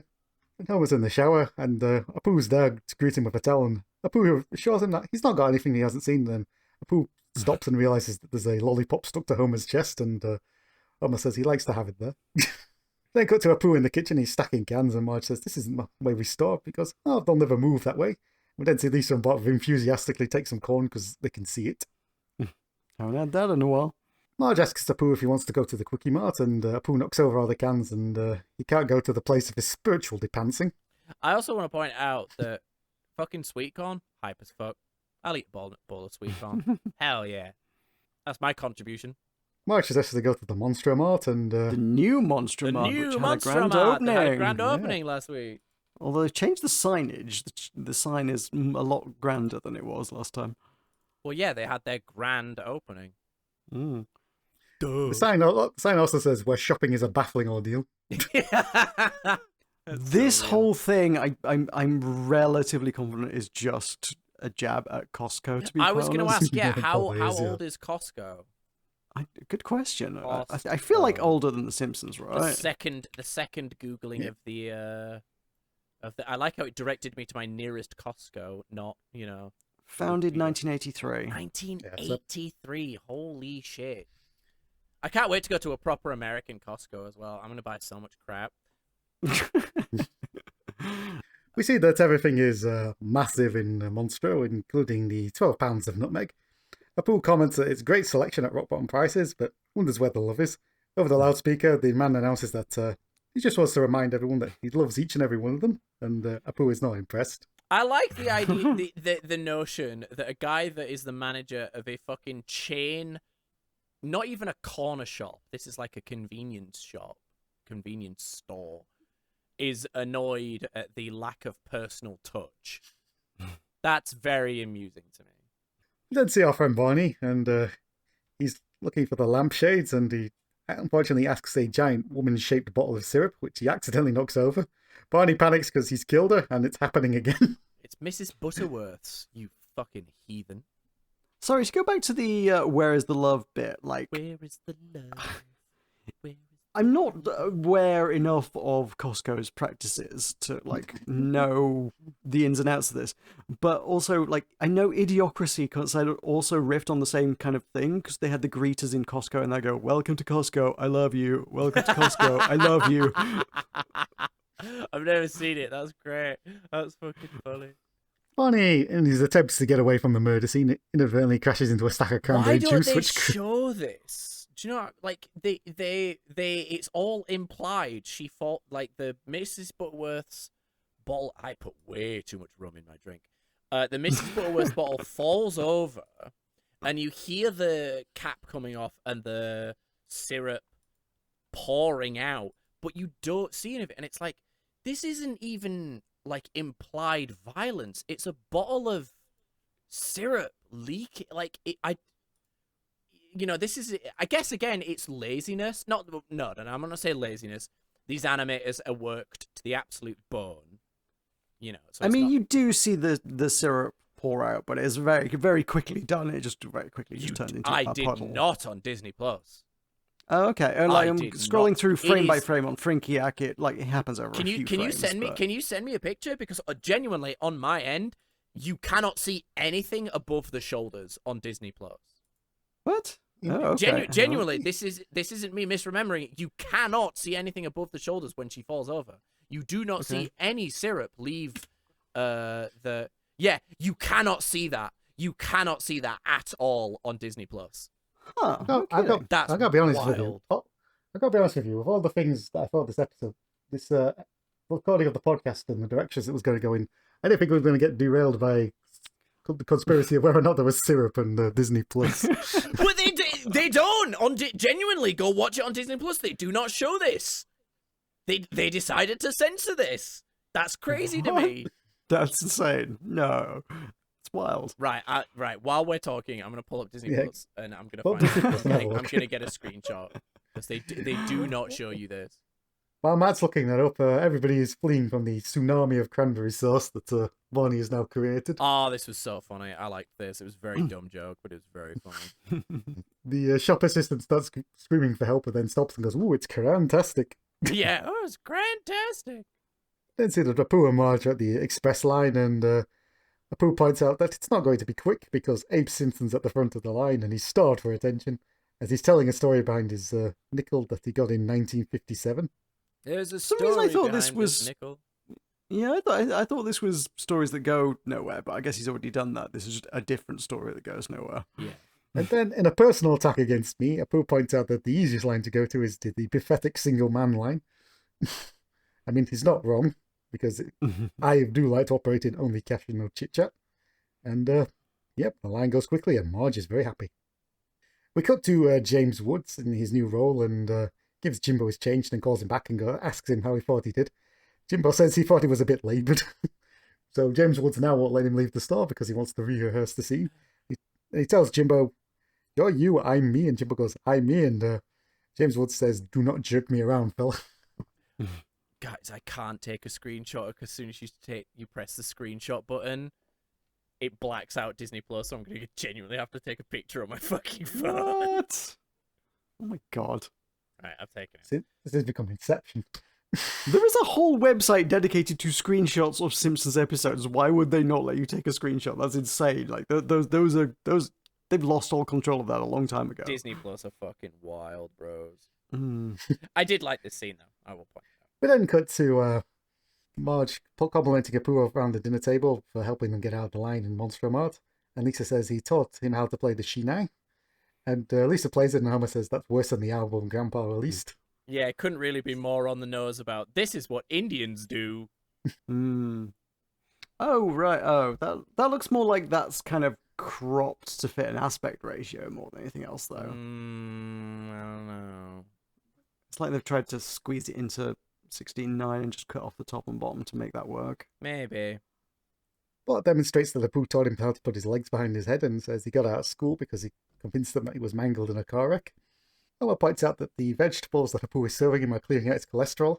And we see Homer eat the vegetables, and the cholesterol goes from his heart to his brain. This was so horrible. I hated watching this. It was icky. It was Most bits of Homer's internals are usually pretty icky. This to be is honest. very fair. Yeah, that's very And fair. we then see the effect it has on Homer as Homer goes, "Ooh, Apu, friend me good." Apu, me friend, good. Lisa tells Apu he's now a member of the family, and this leads to Apu deciding to go into his musical number, in which he nearly kills Grandpa right at the start by stealing his cake. Yeah, what a dick. We then get the Who Needs the Cookie Mart song, and this is a quickie mark. Which is, it's an Indian episode, so we're going to have a musical number because Yeah, exactly. Bollywood, Straight right? to Bollywood. But also it's a fucking banger, so you know. I mean, I do love the fact that they found. I mean, is it? I love the fact they rhymed delightful fella with salmonella. It's, it's yeah, a exactly. phenomenal Yeah. rhyme. Apu nearly kills Grandpa again by stealing his chair, and then we get all the rhymes for Quickie Mart, which include Sticky Mart, Sicky Mart, Rookie Mart, and the Quickie Mart is real dope. Dope. And Apu can really hold his notes as he's singing. And Apu assures everybody that he does not need the Quickie Mart, and he just casually walks off.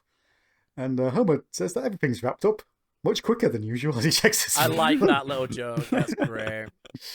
Marge says it's great that they've all found happiness, and Homer says, "Yep, we've all found happiness, every single one of us." Then turns on the TV and we just hear some sobbing, and Homer goes, "What's that sound?" We then see that Apu is now sat on the roof, and we see he's staring at the Quickie Mart, and he forlornly sings, he does need the Quickie Mart. Homer is livid because Apu has lied to them through song, and he hates it when people do that. I hate when people do that. We then see that Apu is, Apu confirms that he can't lie to himself, he does need the Quickie Mart. And Lisa says, "Can you get your job back?" And Apu says he's got to go to the head office. And Homer says he's going to come with him, and Lisa points out that that's in India. And Lisa says that's over 10,000 miles away, and Homer says, "I'm aware of that." And then Lisa says that's over 16,000 kilometers, and Homer is quite annoyed. Impressed that Homer's familiar with the metric system, being Yeah. American as he is. We then cut to a Lawrence of Arabia style shot of Apu and Homer on camels getting to Springfield Airport. And Apu apologizes because he spent all his money on the plane tickets. We then see them on the plane, and Homer's asking, "Are we in India yet?" And Apu just going, "No." And this repeats several times till Apu goes, "Oh, wait. Now we are." Yep. We then cut to James Woods complaining to his agent because the film has changed and now it's a jittery Eskimo firefighter, and he wants it explaining, and the agent actually explains it quite nicely, apparently. Yeah, I like those kind of off-screen gags where we don't get the other half of the conversation. It's clever. So he asks his agent to book him an igloo and get him out of the Quickie Mart, and What do you unfortunately mean he's I gotta have to get give 2 weeks notice? We just cut to James Woods getting more and more frustrated by the fact he can't get cheese out of the microwave. I love the actual censoring. I don't know why, but bleeping out swear words makes it funnier. We then cut to the airport, which is shaped like the Taj Mahal. And we see that some Christian conversions, and we see some of the passengers go, "Oh, great Christians." Yeah, this was one of those jokes where I was like, is the joke supposed to be that Muslims do this at airports? Because I don't think they do. I think it's more just the joke that in other countries, Christians do this. Yeah, I think that's what they were going for. Yeah. It wouldn't be Muslims. I think it'd be. I think they're going for Hare Krishna, aren't Krishnas, they? yeah. And Hare Krishnas are, at least to some extent, noted for being mildly annoying and pushy about their conversions. Yeah. So whether they do that in airports or not, I don't know. What I will say about Hare Krishna is, I got attempted to be converted on a hike one day. Amazing. I was out hiking, and two Krishnas came by and like complimented me on my outfit, and then I was like, oh, thanks. And then they was like, oh, and now you're in a conversation with us and let us sell you books. I have never. like I know nothing about Krishna. It's some sort of spin-off of Hindu, Oh, okay. I think. I don't know much more about it than that, really. Then see that Homer and Apu are now on the outside of a train with about 90 other individuals. And we see them all getting into the dining cart. Yeah. No stereotypes going on there. Well, I don't know if this is necessarily a stereotype. This is when, like, trains in India are, like, famously overcrowded. I don't know if this is necessarily a stereotype. There is some logic behind it. Yeah. I mean, Yeah, it's just a logical extreme. It's just it is ultimately, kind of a thing that does sort of happen, so they are just sort of riffing on it a bit, yeah. Homer and Apu go all on to the Raby Runners again until they get to the pathway to the world's first convenience store, which is on top of a mountain. This Homer is not points very out that's convenient. Not very convenient. And Apu complains that he's dumping on everything. They go up to this place and it's got sliding doors, which... Yeah, the fantastic. world's first convenience store has sliding doors. We don't see that the convenience store is just a elderly Indian gentleman with a white beard as he's drinking a squishy. Apu points out that this is the president and CEO of the Cookie Mart and in Ohio the Stopper Mart, and he's the one Homer has to ask his back. The master informs Apu that he only gets 3 questions, and Apu says he's only got 1. Fortunately, Homer butts in at this point and asks him, "Are you really there at the Cookie Mart?" "Yes." "Really?" "Yes." "You?" "Yes." I hope this was enlightening. I feel like they got screwed on that. Surely they should get 3 questions each. Yeah, I was thinking that. Like, why don't Apu just ask his questions? But the master dismisses them, and as they're walking out, Also, Homer goes, just don't leave. No one else is there. Just don't leave and just keep asking your questions. He's an old man. Just fucking smack him. That's I get what I want. They walk out dejected, and Homer asks if that really was the head of the Cookie Mart, and Apu lifts his arms, and Homer thinks this is just his apology again. Apu begins following Homer, and Homer says, "Apu, it's okay, I forgive you." Accept your apology. They both fall off the side of a cliff. They come back they're looking clearly very fine, yep. Yeah, they're absolutely fine. Yeah, nothing went wrong. a bit dishevelled, but they're fine. And Marge asks how it went, and Homer says, "It was a great success." Then Apu looks at him and goes, "Oh, okay, well, no, it wasn't." Homer then shows Apu that he's learned a lesson, that life is a series of cruel, bitter disappointments. Same. This leads Apu to go, "I've got to go confront my demons, and I'm going to go to the Cookie Mart." And Marge says, "Great, you can go pick up some Lucky Charms." Apu goes into the store, and we see him start to reminisce about everything, which includes the squishy machine, his scum bucket, and a list of checks that he won't accept from people, which includes Homer's name in multiple spellings and... Homer J. Simpson, Homer S. Simpson, H.J. Simpson, Homer Simpson, and Homer J. Fong. James Woods gets excited when he sees Apu because he's a living You're legend. the guy. He then asks if Apu did stay up for 96 hours straight, and Apu says he did, and he thought he was a hummingbird of some kind. James Wood has a security tape, and we just see weird. how... It's so fucking strange, man. Apu then says he's about to drink nectar, but at that point, a robber comes in and tells him not to be funny, and it's James not Wood says... Snake. Yep. James Wood assures the robber that if he did some funny stuff, he'd be in hysterics. And the robber recognises him and then goes, "Your next song is going to be number 1 with a bullet." And James Wood goes, "I'm not a singer." I don't do music. And the robber tells him to shut up. Apu sees what's going to happen, and Apu very Get nobly down, Mr. President. jumps in front of him and takes the bullet. As James Wood screams Apu, he goes, "How are you doing?" And Apu goes, "Oh, this searing kiss of hot lead. I missed you." And just declares that he's dying. I think I'm dying. We then cut to the hospital, and Dr. Hibbert explains that Apu was lucky because the bullet ricocheted off another bullet that was already in his chest. And James Wood tells Apu that for saving his life, he got him his job back. As Apu is about to thank him, he tells him that he's off to go battle aliens on a faraway planet. And Marge says, "That'll be a good movie." And James Wood goes, "Yes, a movie." I believe that James Wood fights aliens in space. Well, he went back in time. He can go to space. Yes. Homer says, "Let's all hug Apu," and they do to some happy, uplifting music. They all stop, and there's a very There's awkward still pause. time. And Let's hug There's him at least again. 10 seconds left of runtime that we need to fill. Let's hug Apu again. And just roll on a stupid end. Yeah, they really enjoyed that first joke of acknowledging that they're in a TV show. So like, let's do it again. I genuinely feel like that was honestly like it's a very knowing, but a knowing padding the runtime nonetheless. Oh, it's a bit of fun. Yeah, I didn't have a problem with it. It was a laugh. They've ended on worse endings. Yes. Yeah, that's true. And that is Homer and Apu. What do we think? Definitely a weird and wacky episode. You know, it does have good laughs in it. You know, obviously through like a modern lens, it's hard to know what you're allowed to laugh at. Because again, we were talking like the train gag's a great example. It's like, is that offensive? Well, no, because that is a thing that happens. But then, is that offensive by pointing that out? So you kind of get lost in the source to some extent. So I will give it. Oh, and we will. And we will. I will give it 2 men fighting over a wiener out of Homer. Surprisingly entertaining, despite the context. I like the episode for some of the absurdist moments that happen, because I do like when Simpsons goes absurdist. The fighting of a hot dog to commit suicide, and Yeah. the stupidity of Homer walking up a mountain to immediately just ask to ruin Apu's chances of getting his job back. Yep. And Apu doing the hummingbird. I mean, it's absolutely absurd, but I do still find it very funny. amusing. John, what did you think? Yeah, genuinely pretty entertaining. Like, yeah, there are a few things that in a modern lens you go, oh, what are they doing with that? But like on the whole, like, yeah, an entertaining enough episode. Yeah. I had that note in my notes of like, it's hard to tell when a joke is simply it's Indian and that's the joke, and also if that's always a problem.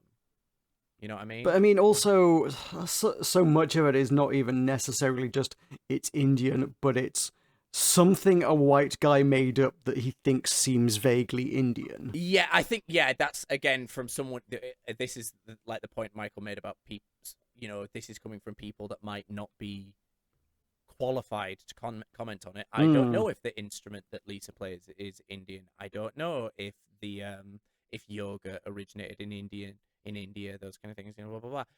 It's just, these are all assumptions that white guys, the writers of the show, have then made, and is that problematic? So, I don't know. I mean, like, I think the instrument probably was. I didn't check that one out, to be quite honest with you, but Shenai is a woodwind instrument. Yeah. Little oboe-y kind of thing. Yeah. Well, before we get into the deep discussion about what society has to say about this episode, I need to pee really badly. So it'll be 2 seconds. Did we do our out of Homers? We did not. Well, Matt did his, but You want to do ours while we wait, then? Otherwise, what am I going to give this? I'm going to give it a dog barking out of Homer, because he can sell anything. Okay. What are you giving it? I gave it a Peter Sellers out of Homer because it's a white guy doing bits on what he thinks Indian culture is. That's a reference to the documentary, folks.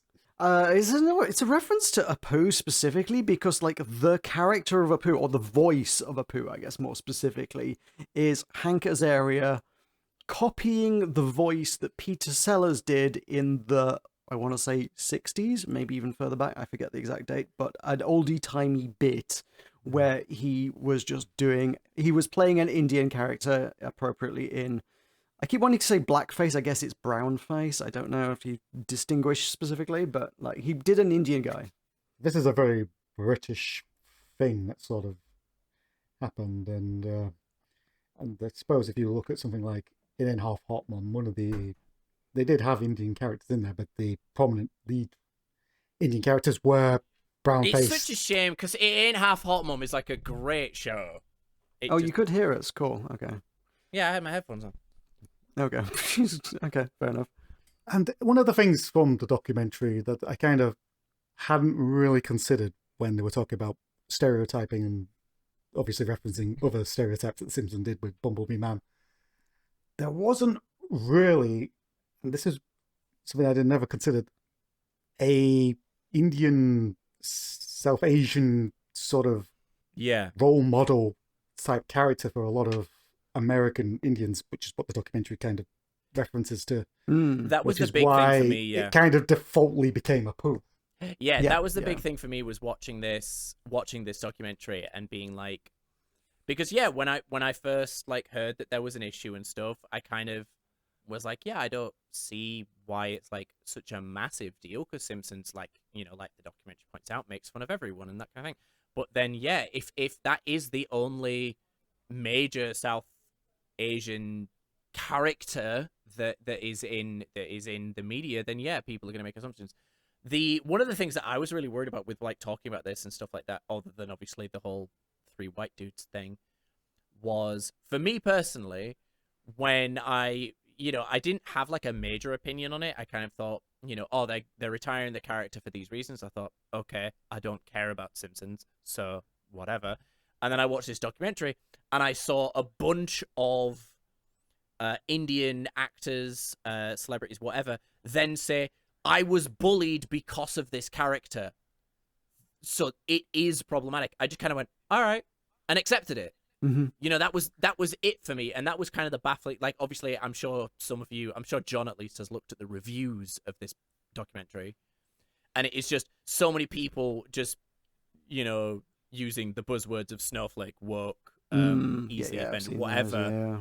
And it was kind of baffling to me that it's like, why can't you just accept that other people had a negative experience because of this character? This character, if someone said to me, I was bullied because of the existence of this character, I would then go, oh, that's shitty. I wouldn't invalidate their experience. Like, they were bullied. End of, Yeah. I think it's talking about role models and stuff in the media. You've got to remember when things like the golden age of television started in the 1950s and the 60s, we had just come out of a world war, so there was a lot of natural distrust of anyone that wasn't like you. Yeah, It's something. true. So Yeah. those stereotypes were portrayed in a lot of media still, and it wasn't only till like the late 60s, 70s when migration and immigration people started moving into these places that that sort of changed. And you've got to remember that a lot of the writers for things like The Simpsons and 90s sitcoms, where this is mostly problematic, grew up in those times. So Yeah. I think you could sort of see where Product the of their patterns sort of generation develop. kind of thing. The main thing from the documentary that I kind of took away was when they did the interview with Whoopi Goldberg, and she went through a Negrobilia. Yeah. And Whoopi Goldberg has got a strange collection of racist toys and things from history, like doodads and collectibles and whatever, that she calls, quote unquote, negrobilia. Yeah, I honestly took like slight umbrage with Whoopi Goldberg's perspective on the whole thing, but I don't want to like get into an analysis of the documentary. I'd rather stick with a poo. It's the point where he asks her specifically, because they talk about black and white minstrels. Yeah. And he asks her, do you consider Apu to be a minstrel? She kind of goes, well, he wasn't singing and dancing. And then he points out, oh, there is an episode where he sings and dances. And it's just like, oh, then, well, he is.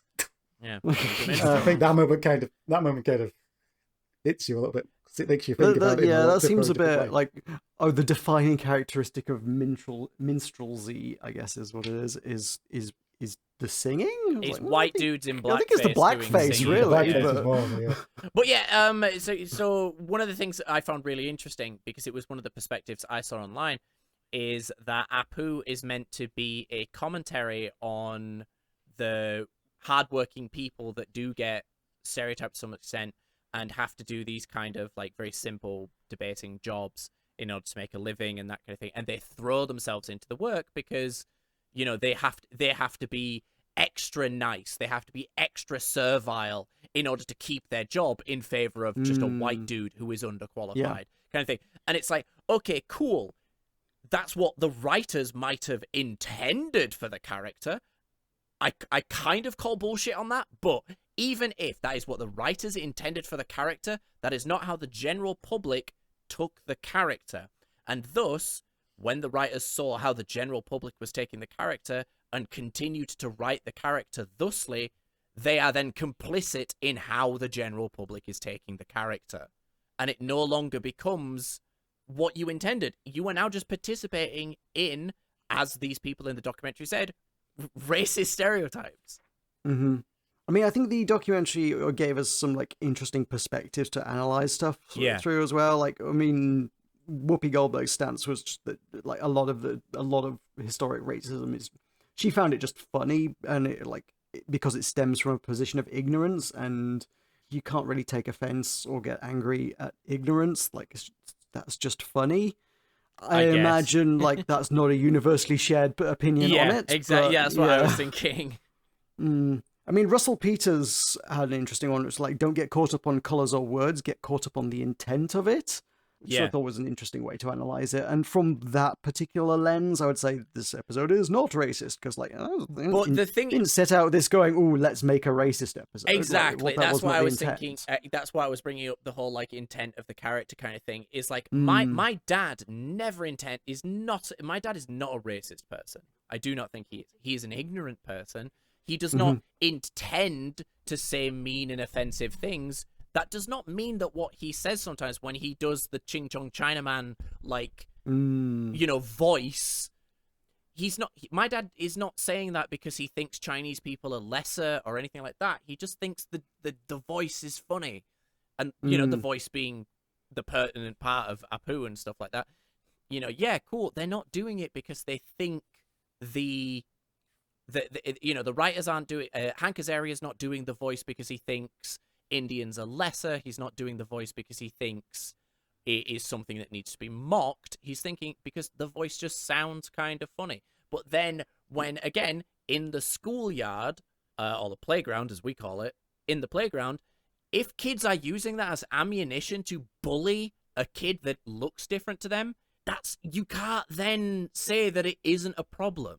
And again, this is a white dude, preaching whatever. I get that. But do you know what I mean? Like, it's... Yeah. And Hank Azaria has come out and said that he realized years later he is participating in something that isn't what he wanted it to be. I think this is one of those things about the documentary that I think we should probably stress, considering it was made in 2016-17. It had a very profound impact on Hank Azaria. Not just him, but how TV cast, because Family Guy recast Cleveland from a white guy to a black actor. The Simpsons recast several characters from white guys playing minority roles into the actual minorities of which those roles were. King of the Hill has just done it with a family from Laos.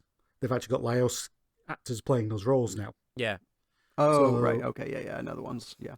So it's sort of the documentary has had an impact. Somewhat helped with casting at the very least. Yeah. Maybe not in the way certain characters are portrayed. Yeah, because the documentary goes into the whole, like, what a lot of the actors that he then talks to, the roles that they had to do just to survive in the industry kind of thing. I found that fascinating because there's films and things in there that I really enjoy. I know I have seen films sometimes. But, like, They got the guy who plays AJ in Office Space. I didn't know he was putting on an accent in that. Yeah. Like, the whole time, like, I was just like, yeah, that's his character. There's a name for it. It's with a J. It's like Jalamping or something. Yeah, like he was hamming up the Indian accent because, like, the directors told him to do so because that's what they wanted an Indian character to sound like. Yeah. And that's just not what the guy who is Indian sounds like. Yeah. Insane, absolutely insane. Mm-hmm. Yeah, it's a wild situation. One of the things I wanted to talk about, obviously, because it's like the core thing of it, because my dad genuinely got annoyed when I told him he doesn't watch The Simpsons, but he got annoyed when I told him Hank Azaria was stopping voicing Apu, because I remember talking about it at the time with them, and my brother got annoyed as well, but my brother is a different kettle of fish. Because again, they were like, it's not offensive, Apu's like a lovable character, blah, blah, blah. And I kind of thought, I personally don't think they needed to retire Apu. Just recast it. No, I agree. Recasting would have been way forward, yeah. I mean, one of the guys on the actual documentary just says it's just all it needed to be was Apu just talking his normal voice. Yeah, that would have been a funny bit to then suddenly have Apu be like, no, I was pretending. And that would have been a fun opportunity to talk about society because I've watched a couple like interviews and stuff like that some African American people and again like Indians in like India in England and things like that, they do feel the need to play into those stereotypes in order to not cause an issue, because they also don't want to have the conversation of, oh, well, you don't sound Indian. It's like, who fucking gives a shit? That's how they talk. I don't meet John and go, oh, you don't sound Northern. You know what I mean? Why does it matter if a black dude talks quote unquote black? There are Indians with an Indian accent. Yeah. They could have just got an Indian guy who has a thick accent to play an Indian guy with a thick accent, and it would be like, okay, yeah, no, it's okay now. Yeah, they could have just recast it. Like I'm just looking at I'm looking at his Wikipedia page, or Apu's Wikipedia page, or Wiki Simpsons page anyway, and like it's just kind of wild to imagine that the last, at this point, 8 seasons of The Simpsons have Apu. They haven't retired the character. He's still in it. He just doesn't have any lines. And it's like, but he's been like a character for 22 years at that point. 20, is that right? Yeah. No, 30. No. It just kind of carries on a lot. It just carries kind of carry on the theme of they're not addressing the problem. Yeah, they're just it's just putting it under the sweeping it under the rug. Yeah.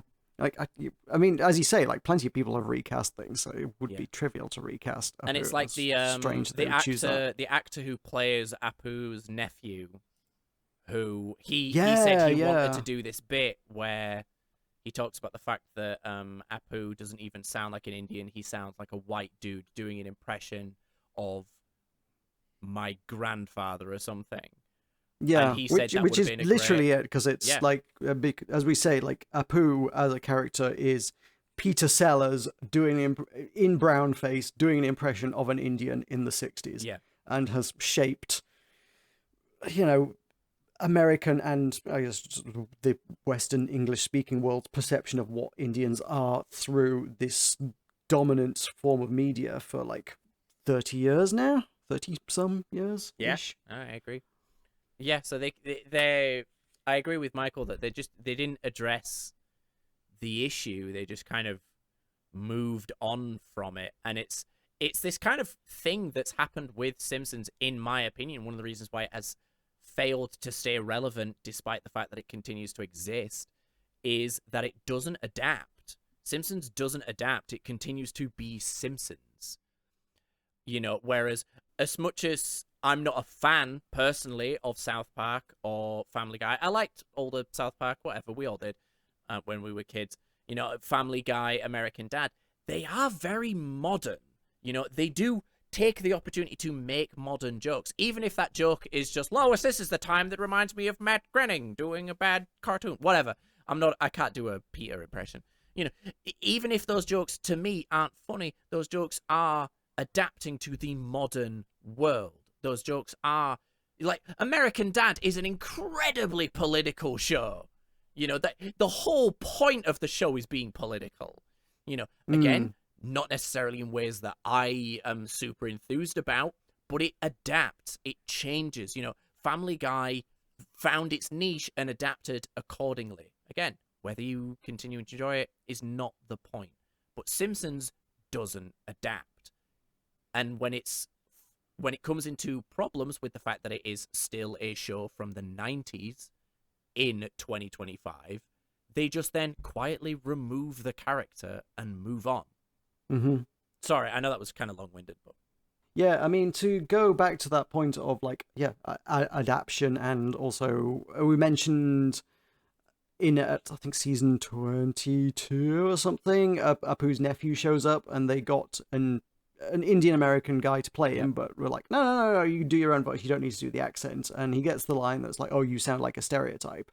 In the documentary, he talks about it, and it's like, he had a really good idea for a bit that would have completely and totally resolved that in a very entertaining way, which is like, at that point, you cut to, like, live action, real world Hank Azaria in the recording studio, who turns slowly to stare at the camera. It's like, oh, that would have been really such a good bit. Yeah, absolutely. Instead, they do the Simpsons thing of like failing to move with the times and just going, oh, here's a cavalcade of stereotypes, various assorted racial stereotypes, it's okay, don't worry, we do it to everybody, we're not picking on anyone specifically. I think, yeah, like this Simpsons does it to everybody thing is something we've kind of like bounced around. But the thing with that is, yeah, people, again, one of the things that comes up in the reviews of the documentary is you need to be able to learn to laugh at yourself. It's like, okay, cool. Yeah, cool. Laugh at yourself. But that doesn't then give everyone incentive to laugh at you. You know, it's like, again, if there are kids using, or again, like that actually happens in the documentary at one of his live shows, if people are using it as ammunition to mock you, because lol, that's what Indians are like, you don't have a leg to stand on in terms of whether or not you're a cat. But yeah, sorry, the thing about The Simpsons does it to everyone. It's like, okay, but not everyone is a minority. Yeah, it goes back to that representation thing again. Like, yeah, sure, poke fun at the British. Yeah, they absolutely. do. Guess what? There are British people on TV. Like, we are represented fairly. Yeah. Like, you can poke fun at us and also, like, see us, like, being normal on the same screen. Whereas, like, for Indian Americans growing up in the 90s, name some Indian Americans that are on TV. It's Apu. That's it. Yeah. He's the one, right? Yeah, absolutely. It's the thing of like, yeah, cool. I kind of get tired of the British bad teeth joke, like, you know, but I can go into the mirror, go look at the mirror, look at my teeth and go, I don't have bad teeth. I can look at my friends, see their teeth and be like, they don't have bad teeth. I can look at my parents and see they don't have bad teeth and be like, okay, cool. I can look at people on TV that are very British. Well, the TV's the main thing. Yeah, I can look. You can see British people on TV who aren't just a bad teeth stereotype. Yeah, exactly. Right? You can see people on telly that are, you know, either very suave, intelligent people or very sturdy people, very reliant, very loyal. All of these good British stereotypes, and you can see them on TV because they're there. And again, representation. But if the only thing anyone is seeing is "thank you, come again," it just is a problem. And that's the thing that baffles me about like the reviews and people complaining is just, can you not put yourselves in someone else's shoes for like 5 minutes? I don't think it's that crazy to be like, if someone says, yeah, I got bullied at school because Apu, it's like, yeah, cool. If you hear it once, you're like, oh, wow, I imagine as a optimistic person that is an outlier. But then several people all say, yeah, I also got bullied because of Apu into my adult life. And none of us like grew up together. We grew up in different parts of America. You then have to go, all right, yeah, there's an issue. And then also, like, seeing professional actors being like, oh, yeah, everyone expected me to do the accent because that's just what they expect of Indians. And like, oh, Jesus, this shaped so much. Yeah, absolutely. Yeah, it just was a problem. One of the things I found interesting as well is the Simpsons writer. I think he interviewed 2 Simpsons writers, but it was the one with the glasses that cropped up a couple times. He seemed at first very amenable to the fact that there might be an issue. It was very clear that he was like limited based on contract, because I think he still worked at Simpsons at the time, or still does. Yes, so he couldn't badmouth Fox or the company, whatever. That's fine. But he then tried to be like, mind if I get you on something? Do you think Mr. Burns is one-dimensional? I'm like, dude, have you not been listening to the conversation? Mr. Burns is a rich white dude. It doesn't matter if he's one-dimensional. There are plenty of rich white dudes that are positive figures. And even if they aren't, he's a rich white dude. That's called punching up. That is the entire point of comedy. Yeah, that one fell a bit flat for me. Like, I mean, I don't struggling to even see why they included it. Like, obviously, Harry had like, you know, the ability to edit this. Like, I think Harry was including it to show the hypocrisy there. Yeah, I guess showing the writer showing his own ass, I guess, I suppose, at that point, because like he doesn't really come off good by making that comparison. No, exactly. It was like for that dude, I was like, oh, cool, this dude seems to be actually like listening or whatever. And then he said that, and I'm like, nah, you just went immediately on the defensive there. And I thought, why are you so defensive for one about a character you did not create, do not voice, you know? And again, it was that kind of thing of like, when actually, yeah, that's a great thing, is that when one of the reasons I think people were so defensive about Apu is when you call a character in a show that people like problematic, not even racist, just problematic, all the people that are watching it then think you are calling them racist by proxy. And it's like, that is not what anyone's trying to do. No one is trying to say that you're racist for finding Apu funny. I find Apu funny. I still find Apu funny. I found Apu funny when I was a kid. Again, we've watched episodes of this show where we have then thought, I found this really funny as a kid, and now rewatching it, I'm a bit more like, nah. You know, we've had that happen. Again, we talked about the kind of thing in like the Michael Jackson episode. I mean, even in this episode, he is still like funny. an entertaining and likable character. Like, don't get me wrong, but like when someone says they're problematic and he is problematic, that just means it's complex and there are issues that should probably be explored. I don't get offended by that. I don't then think, oh, you're calling me racist because I found Apu funny. And like, no, I just stop and think, oh damn, that, you know, this character had a problem, and you know, maybe we should think about that. I don't even think about myself in that scenario. I just think, oh damn, these people had a shit time because Apu existed. That's a shame. I mean, it's something that definitely is addressed multiple times in The Problem with Apu is that, like, it can still be funny. Like, nobody is saying, like, oh, if it's racist, that immediately negates any humor that's within it. Like, you can still make jokes, and it can still be kind of racist at the same time. These things aren't mutually exclusive, you know? Like, you can still laugh at it and then go, oh, but, like, oh, it's a bit, isn't it? Yeah. And again, with the reviews of the documentary, people saying, like, humor's supposed to be edgy. And it's like, for one, no, it doesn't have to be edgy. Humor can be, isn't. You know, everything. Again, like, I think it's an old adage of, like, all humor is based in suffering, and it's like, okay, I mean, maybe, yeah. But edgy isn't suffering. Again, it's not edgy to make fun of a rich white dude. And it's not edgy to make fun of Indians. That's just racist. You know, edgy is this very nebulous term that people just kind of use as a catch-all term for getting away from it. You know, it's the Ricky Gervais term. It's I've said horrible, disgusting things, but no, I'm an edgy comedian. It's like, no, you're not. You're a dickhead. I mean, for some reason, the one example that is lodged in my brain with this, and I'm probably going to, like, diffuse it of all humor by explaining it, is some discussion that came up on Twitter some years back was talking about, like, things that were absolutely hilarious without being, like, you know, charged with anything racist or anything edgy in any way, shape, or form, something completely innocuous. And it was there was like a customizable Toblerone promotion they had at some point, and they'd got completely fucking stoned and ordered their own customized Toblerone, which turned up with the words written down the side of it, which I think was somewhere along the lines of to Blobnerone or something. To Blobnerone. Which is, it's kind of tramampoline in its kind of humor, but also, like, just seeing a picture of, like, a legit, genuine, manufactured Toblerone sat on somebody's desk that says to Blobnerone or something. It was, like, absolutely fucking slayed me at the time. I'm like, yeah, no, you can be fucking hilarious without it being, like, edgy at all. Absolutely. It's just silly fun. Just silly. One of the things I wanted to bring up as well, because I don't want to have this conversation and say that Simpsons have always been problematic, which I know neither of you have done. I'm not trying to say that you have.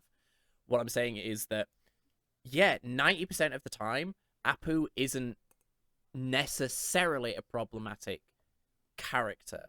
Because, like, a great example of how you do jokes about other cultures without the joke being lol other culture is like Homer offering Ganesh a peanut. The joke isn't about the fact that in the Hindu religion they worship, one of the gods they worship is a giant sexy elephant woman with a bunch of arms. The joke isn't lol other religion. It's Homer the joke is Homer being disrespectful. That's the joke. And I think that's how you handle doing jokes about other culture. It doesn't have to be at a white guy's expense like it was with that joke with Homer, but you can make jokes about other cultures, about other religions, about all of these things without having to the butt of the joke be lol other culture. And the Simpsons writers are brilliant writers.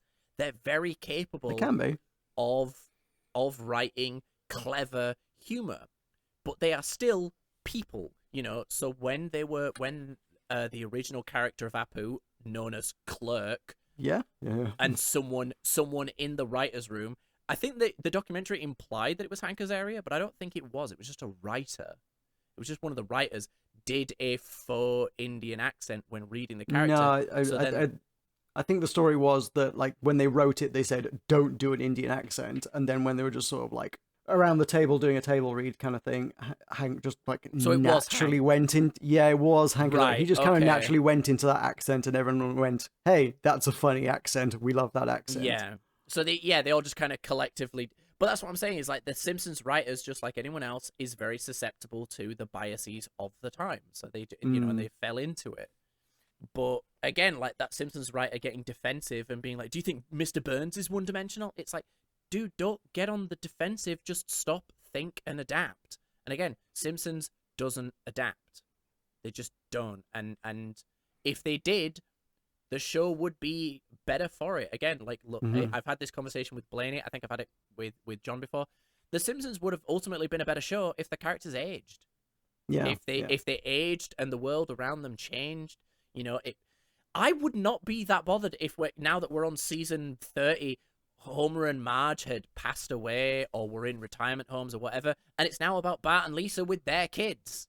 Yeah, you'd have to find you'd have to find a contrivance for why Lisa, of all people, is still in Springfield, but why not? Again, adapt, change. I mean, like, even if it move wasn't time. like, I mean, I think you'd have to be like very good about it to do that as like a gradual change. But like, yeah, I don't know. You could just, so many shows would just be like, oh, it's Simpsons the Next Generation or whatever, Why not? That's the thing. Yeah.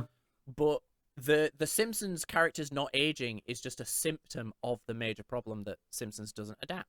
And Apu existing so far into Simpsons' lifetime without changing and still being this kind of problematic, quote-unquote problematic character is, again, another symptom of the Simpsons writers and the Simpsons crew and Simpsons itself just not adapting. Mm-hmm. Speaking of things adapting, I've heard very good things about the new King of the Hill, so I need to watch that at some point. I want to watch that, yeah. Yeah. Because I know Al said that he would, if we were doing a King of the Hill podcast, he would have been one of the hosts. He was like, oh, I love King of the Hill, man. I'd have done that straight away. If Al's prepared to like host it and edit it and whatnot, He is way I'll too be on busy. it. I will watch that shit. He's way too busy. Well, Michael, sorry, you've been quiet. Do you have any other thoughts about, like, Apu and his existence? No, I think we've kind of covered a lot of it, really, the way I felt. It's going to be one of those things where getting with the character completely was sort of the easy way has been taken out, and it's a shame that the people in charge won't engage with it all. But it is what it is. I agree. I mean, they're engaged with it, just not as quite as well as anyone hoped. Yeah, exactly. They've at least acknowledged there was a problem, which they dragged their heels on for quite a while. I think ultimately, like, John kind of put it right by saying, like, that there's nothing wrong with laughing at these jokes, but then, acknowledging that these jokes might be built on something that you didn't intend. Laughing at these jokes doesn't make you racist. It just makes you, at the very worst, like, slightly complicit. And like I said, just don't get defensive when someone says a character in a show you like is problematic, because they're not calling you racist. They're saying they're not even talking about you. That's the ultimate lesson from Apu. Don't make it about you. Yeah, I think you're right when you say, like, when you mention like complicity, like in 2025, like there's such a desire to make everything divisive. It's either good or bad. Are you with the good guys or the bad guys? Are you woke or are you MAGA or whatever? Like, which side are you on? And if it's racist and you're laughing at it, you must be the bad guy, right? Yeah. But like, it's fair to acknowledge that things can be complicated, No one's perfect. Yeah. I mean, ultimately, my big takeaway is the thing I've been banging the drum on for the last few years anyway, which is just fucking representation. Like, the one main takeaway from this is that, like, there is not and has not been enough Indian representation on TV and in film over the last easy 20-30 years. Like, that's fair. and way beyond, clearly. yeah, like that is absolutely changing. Like, we saw plenty of people in the documentary who are now allowed to do shows without doing the accent. And even one guy who got a show of his own, even if every other person working on the show was white, which was an interesting one. But yeah, like things are changing, and I think for the better. And like, what it is representation. Like, seeing underrepresented groups sort of normalizes them and gets people to accept them and not bully them in school as well, you know? Yeah. Like, it makes it easier to, like, for those people to integrate in without being, like, just expected to be a stereotype, I suppose. Yeah, absolutely. Damn. We've covered some deep ground today, guys. Yeah. I'm proud. Anyway, if you want a video on representation, go to youtube.com/button mash. Is there any further thoughts, or should we wrap things up there? No, I think I'm good. I think we've discussed it enough. As much as 3 white dudes can. 3 white guys can, yeah. What did we give the problem with a poo out of Homer? I gave mine already 2 men fighting over a wiener out of Homer. Surprisingly entertaining. Oh, I meant the problem with the poo. I meant the documentary, not the... I didn't know I was supposed to do that. So for fun, I gave it an ironic that this show is impossible to find only 8 years later out of Homer. That's good. That's good. I'm not good enough on the fly, and I don't want to say something. Yeah, don't worry. I wasn't actually Off expecting colour. you to do that. I just wrote that one down because I was like, it isn't. That's an interesting note. Yeah. Also, further note, just noticing at the bottom of my page, shout outs to the video games Thirsty Suitors and Venba for really good South Asian representation. Go check those out. Those are really good video games. Fair enough. Oh, I know Thirsty Suitors. Yeah, I've heard about it. Yeah, I've heard it's great. Venba's a very short, bite-sized game about cooking Indian food, and it makes me really hungry, but it's really cute and fun. Everything makes me hungry. All right, I guess we wrap it up, guys. Sure. Matt, what are you advertising? I'm on Blue Sky. You can follow me there. I don't post much, but I've been posting more, just my random thoughts. MATTPERSPECTIVE, Matt Perspective. I stream basically every day over on twitch.com/Mr. Gablin. I am going to finally sit down and edit the next episode of All for Arnold and get back into it now that I've picked my mic properly. That will be coming out, and we'll be doing more of that because the next episode is Predator. And I'm so delighted to hear you say that, because I was always very, very slightly disappointed, like we sort of let it drop a little bit at the one thing you had been so excited for so long. I'm very excited. Yeah, I mean, like it was more just like problems with the microphone and me not being happy with the audio and those kind of things. But I'm gonna struggle through editing. Hard something, whatever it was called. Whatever the hell are we? Whatever that movie was, it was. I look forward to revisiting it in podcast form. It was not great. That movie was very strange. Yeah, but well, that's fun. I might have a YouTube video coming out soon. We'll see. But it is literally just like an edited version of a stream. We'll see. Raw Deal, that was the one. Raw Deal. God, what a film. I had to go back a few pages What to find that one. Strange film. Yeah, that's me. Michael, what's going on? You can follow me on Blue Sky at Button Mash Horse. If you would like to go through any of the past catalogue of our videos, we have accounts on Spotify and Apple. If you would like to listen to those, they're slightly less racism-led, so topics are slightly lighter. I mean, like, hey, at least we got to talk about things that were said about society today, which, like, we have been a little light on lately, so, I'm glad we had a discussion today. We can only work with the source material provided. It's true. What have you got on, John? What have I got on? Nothing. I'm going on holiday. See you all later. No, I genuinely am. So, like, once again, this episode might be like a few weeks between recording and getting it out there. I'm gonna try my damnedest to get this out before I go on holiday, but I can't promise that will actually happen. You got this. Yeah, if you see this at the start of September, yay, I finished it before I went on holiday. If you see this in the middle of September, boo, I didn't.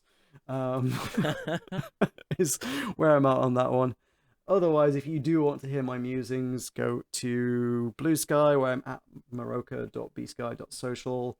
Older videos, including videos on the importance of representation in media, can be found at youtube.com/buttonmash. And Do I do anything else? Nothing worth shouting about at this point in time. Yeah, that's probably about me. Cool. Until next time, we shall see you later. Bye. Hi, everybody.